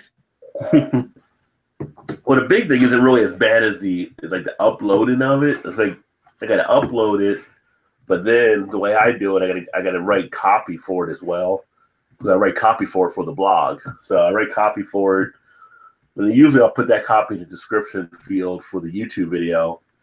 But I gotta share it to all the other sites. But then I gotta customize what I want to write about on the other sites too, so that it's written like for that site type thing. So it takes a little bit of time to get stuff out there, but it's all fun. I mean, I'm usually sitting there listening to TV or music or something in the background. It's not like it's actual work or anything, so it doesn't really bother me. It just takes more time consuming than you realize. No. I understand the times. Like the way I way into business of my channels, it takes a lot. The recording part is easy. Everything else takes time. Yeah. And that's the one reason why I do like some of the live streams currently. Because in the live streams, you can just do it and it's already uploaded in a few of those. Which those are kind of also fun to do as well. But sometimes you can feel a little bit rushed because you don't want to spend a lot of time doing the live stream, but you want to make sure you cover whatever key aspects you want to cover as well. No, live streaming for me, this is just me. Sometimes it works out because I still have that conversation with people may or not had the brew I had. Yeah. But I also have that general conversation. Some of them drug out, but it's one of those ones to where, hey, it works. Yeah. Oh, what time is it? Oh, it's 10 o'clock. Oh, I don't want to be up at 6 a.m. tomorrow. You get up at 6 tomorrow? What was that? You get up at 6, you said, tomorrow? Yeah. Don't remind me. No. You gotta work like all day? No, it's weird because like I'll get up at 6. I'll watch Ronald's video because he does it like 7 in the morning. Was 7 in the morning, right? I watch Motor Week at 7:30 because Motor Week is on at 7:30 in the morning here. I'll get picked up at 8 to be at work at 8:15 because I'm so close. Right. I'll work till noon. But in the meantime, my second job, which is the bar, they'll text me and let me know, am I working the night shift? Yeah. It's not even really a split schedule. I'll go at 1 o'clock. So it'll be 1 p.m. to question mark. That's how they got me on the schedule. If they work me. They'll work me until they're not busy anymore.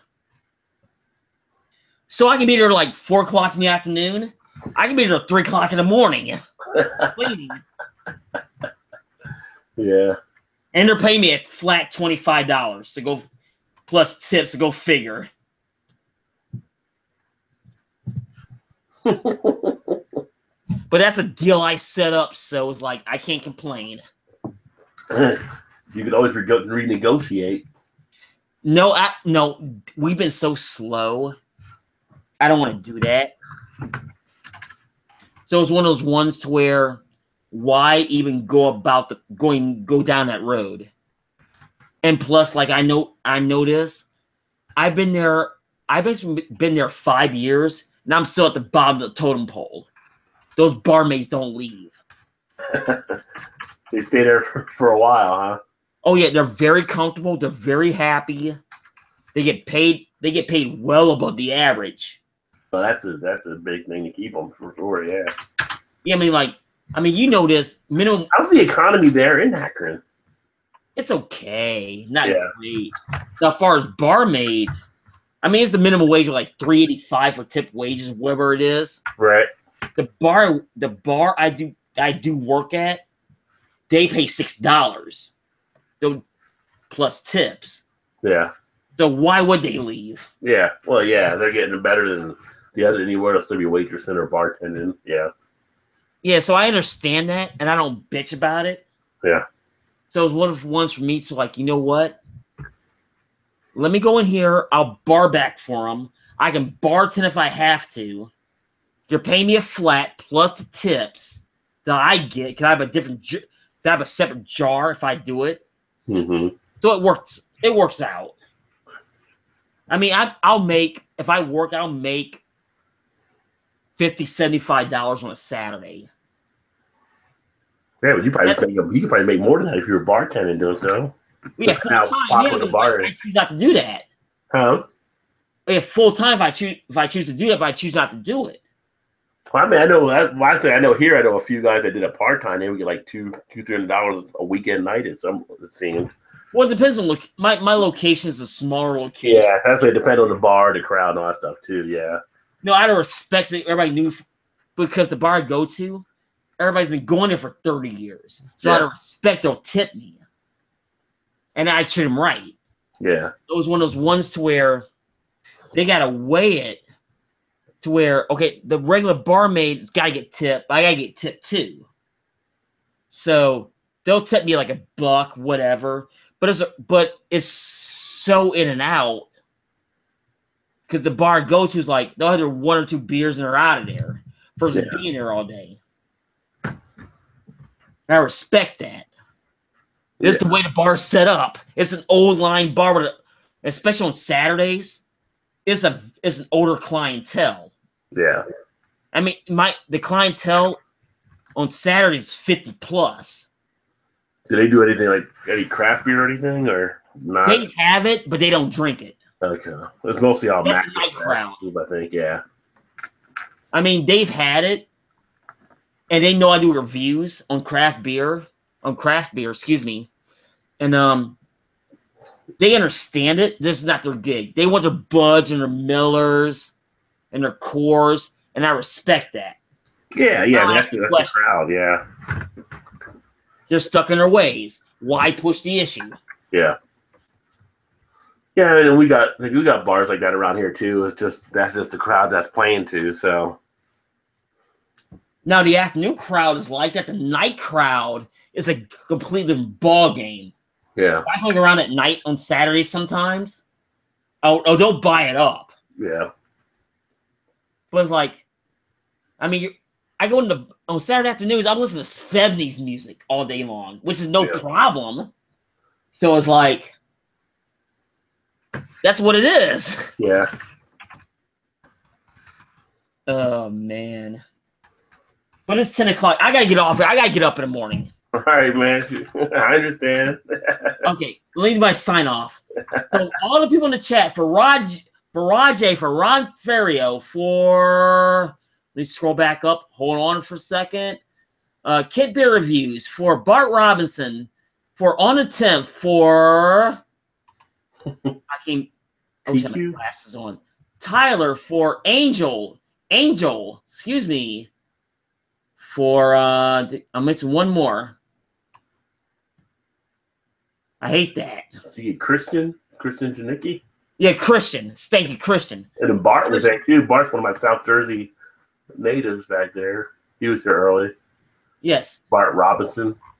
For all those people, and for the one person in the chat, there's one person in the chat. Hold on. I'm trying to get his name. Hold on. All right, all the way up at the top. Hold on. Oh, Basement Beer Reviews here. Basically, we're here briefly. And Jaybird was actually on video tonight. For all those people, and Rod J at Rod J Beer Reviews. I'm Lance Lush.